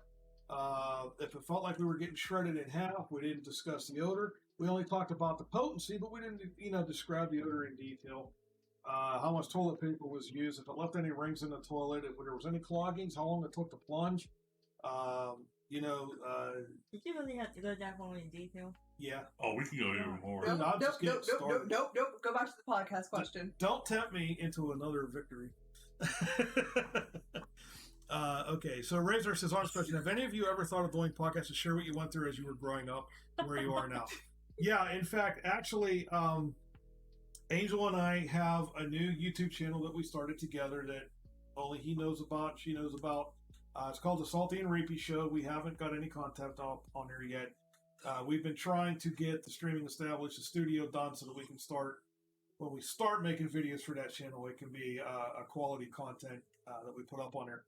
But yes, there are some things that we are putting into play. Angel's going to be doing a lot with deaf and hard of hearing people, talking about her journey with the cochlear implant that she had in November. She does have another one coming up. It could possibly be as soon as like May or June. There's going to be that. We're going to be talking about periods of her life with her deafness, hearing aids, her struggles through school and stuff like that. Am I missing something? You're still playing? I'm making faces behind you. Yes, we're talking about that, and I'm also going to be starting my biggest self-hate thing is my weight. I have gained a lot of weight, especially since I had to quit work and stay home for dad. But I have got some plans in play for trying to lose weight, and I want to be starting to really. Tyler and I were talking earlier about stepping out of our comfort zone, and this is the ultimate stepping out on faith out of my comfort zone is Why? video blogging my weight loss, and starting to do that journey. So yeah, we actually do have some stuff like that planned for the future, at least for Angel and I. But what about you guys? No, not No. with me. I feel like, yeah, I've gone through struggles, but there's definitely people who've gone through Yeah, way worse. I feel like in a sense, be insulting that them. that's a lot of how I feel. Like, yeah, what I went through was bad, but what she went through was even worse. So, if I would try to talk about mine, to me, it'd feel like it'd be insulting to how other people have had it 10 times worse than me. I mean, yeah, I struggled, and yeah, I had life challenges, but not. I mean, for example, she was deaf. Like that's something I take for granted. You guys talk about her hearing the microwave for the first time. Right. That's something. Like, that's something I take for granted, and to me, it'd just be insulting to her if I. But now, if people ask me about mine, like that question, yeah, I'll talk about it. But and I also going back to being reclusive. I don't. This is so far out of my comfort zone already. That's part of the reason why I keep fidgeting, because it's like I don't know what to be doing. But see, it's funny that he mentions that because, say coming up about a year and a half ago, he thought he'd try and put me on the spot by asking me to be efficient at their wedding. I didn't squirm. I took it on, and I loved it. Yeah, he did. He's I like, love watching this right now. This is. I would have expected him to be like, no, and I have to push him, and he's like, okay, how do I become efficient? I'm like, oh shit, doesn't go very well. But like I said, going back to it, I wouldn't have traded it for the world. I wish we had video of it, and I would have him insert it to watch it. But it was one of the best days of my life, and I got to share it with everybody who meant the most to me. But going back to the whole thing, to me it'd feel insulting to Angel if I would, or even anybody relatively close that went through even worse struggles, and I just don't feel right doing it, and I can't get behind that. Well, see, that's and it's weird because like we don't feel that way. We feel like that if we can share the stuff that he likes your gum. If we share the stuff of our journey, like the stuff that we've been going through, that maybe it will help either inspire or help somebody else make a decision. As far as like what she's been through, what you've been through, it's to me it's more like start comparing notes. I think it's cool that you two got a lot of similar situations, even different types of stuff, but very similar in nature. That you guys can compare notes, and it's like there's something there that it's like a foundational ground to kind of establish on. That's one thing. Like, what's relating with what you guys went through. There's one that you guys mentioned I went through a lot too. Was like when you had all those deaths back to back. At the guys' age that you guys were at, you were able to understand grief further, know how to cope with that.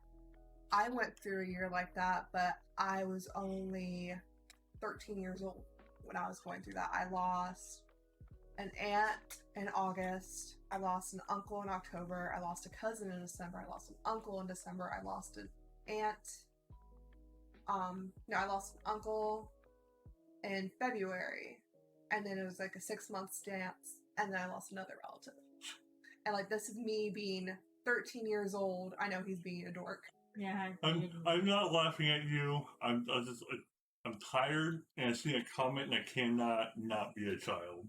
I just fucking banger. Worst Like- timing possible. Right, you know? You guys, like, yeah, you went through the group at the same time. You guys were older. You knew how to really understand, and you were able to like cope with it. Like, there's little 13-year-old me getting this all thrown at her, trying to figure out like how to grieve, how to cope, how to adjust my life Right. to all that now. It was a lot thrown Yeah. Yeah. at somebody like starting to really go through puberty and all that. Right. Your hormones are everywhere on top of all that. Infinite Phoenix Gaming, my brother, man. Thank you so much for the follow, buddy. How you doing tonight? How's it Thanks for going? the follow.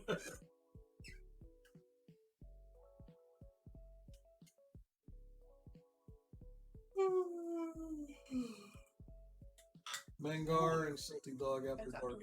midnight. Have you ever noticed my arm span? Like when I did that, that's freaking nice. Infinite We Dog, buddy. wanna I'm say a doing mean good, man. comment.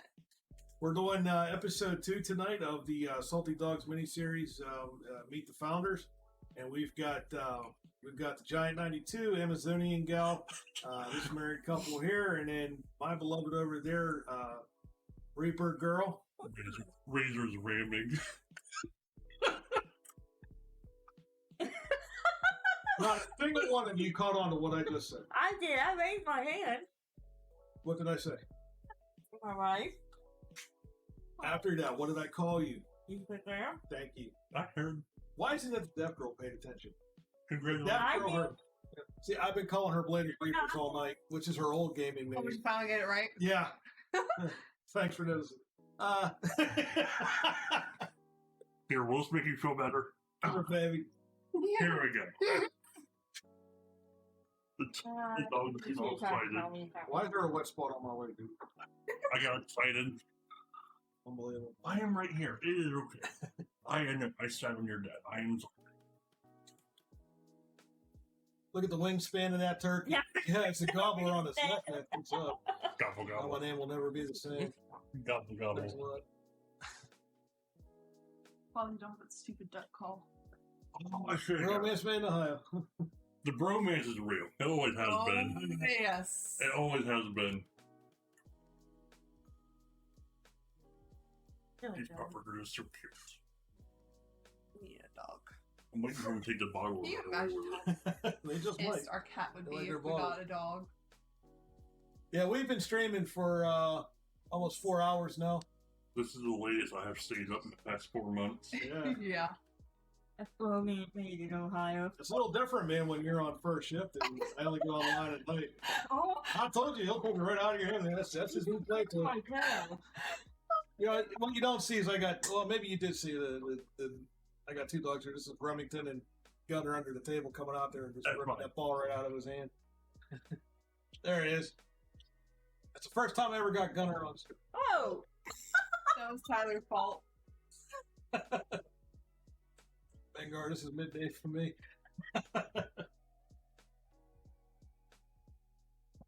Yeah, we're at, geez, oh man, 12:05 already.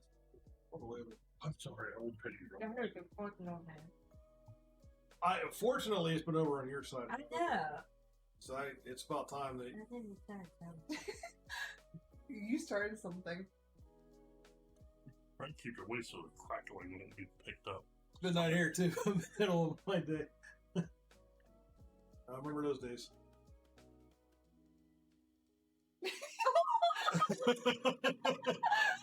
I will fight you for this. I will straight up roll you. The last thing he needs is That wouldn't do. caffeine and sugar, man. You know what? I'm gonna dump the water out and fill it full of Mountain Dew. Everybody on camera. It's all right. You got kids. Brother works third shift, so I try to keep his hours too, so I don't wake him. He's talking about probably his I'm brother. not petting you. I'll give you pets. Yeah, you guys use your I cannot not come here and not let the dog. Oh yeah, dude. So I don't think they'd ever not let you either. He's just on the phone.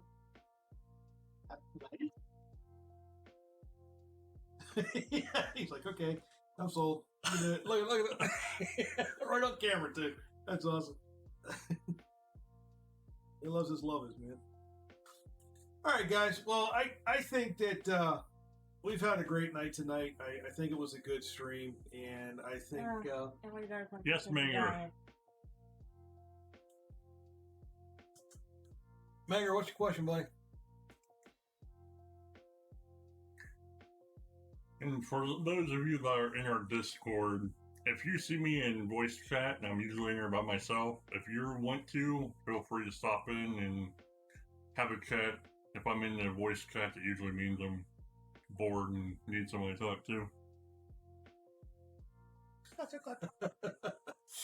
So Yeah, but if you do go into the voice channel with them, don't let them know. So that way you can sit there and listen to them talk to themselves. It's hilarious. Conversations. Is there a GoFundMe where we can contribute to getting you unripped pants? Sad thing is, those literally just ripped today. yeah, that shit is for today.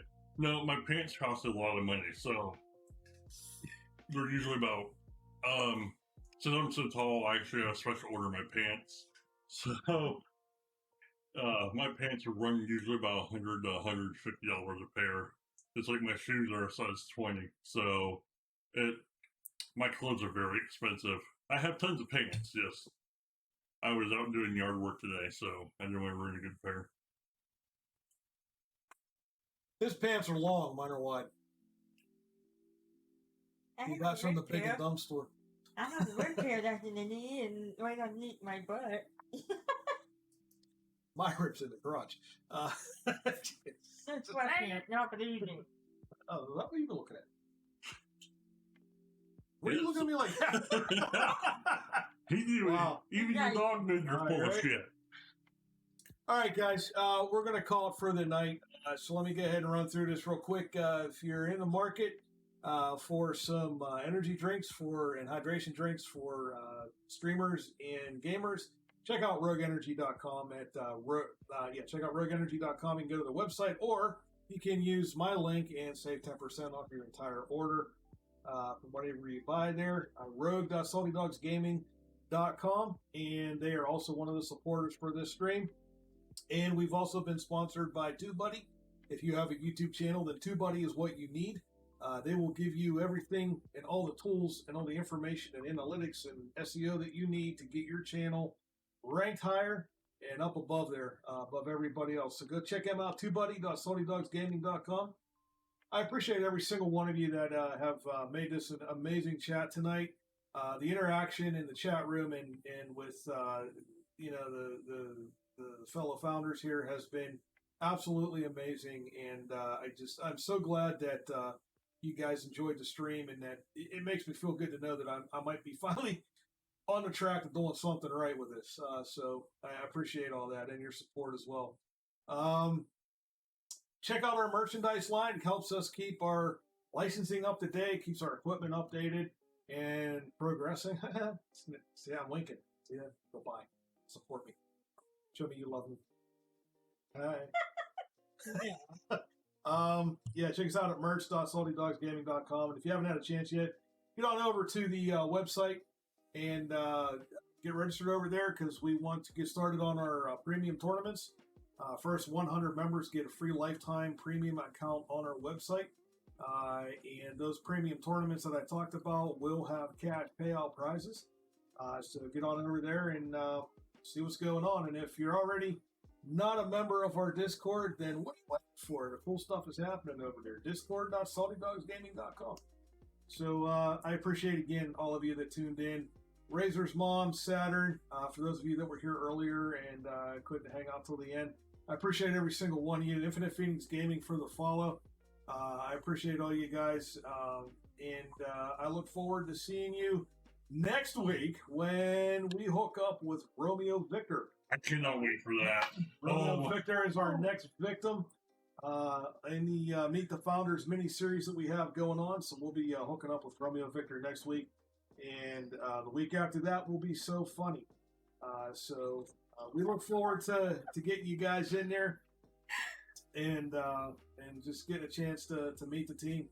So also, we are looking to add members to our Salty Dogs Gaming stream team. That would be my puppy making the noises there. If you are a live streamer and you're looking to grow your content in your community, and gain momentum with whatever it is that you're doing, please hit me up on Discord or here in a private message, whatever, or even respond in the comments, don't matter. But we are looking to add members to the Salty Dogs Gaming stream team. You get dedicated embedded streaming on our website in addition to whatever else you have going on, whether it be Twitch or YouTube. Speaking of which, before I forget, we need to get the final tallies in for our featured streamer of the week. Salty Dogs Gaming has a featured streamer for YouTube and a featured streamer for Twitch.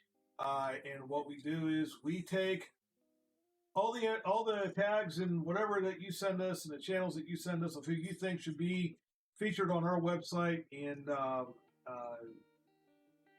promoted via the Salty Dogs Gaming for Twitch, one for Twitch and one for YouTube. Get us their links and information, and we will add them in the list. And our Salty Dogs founders will be voting every Sunday out of the selections that we get for who will be our new featured streamer of the week. So you can hit me up on Twitter. You see the link right there at the bottom left of your screen.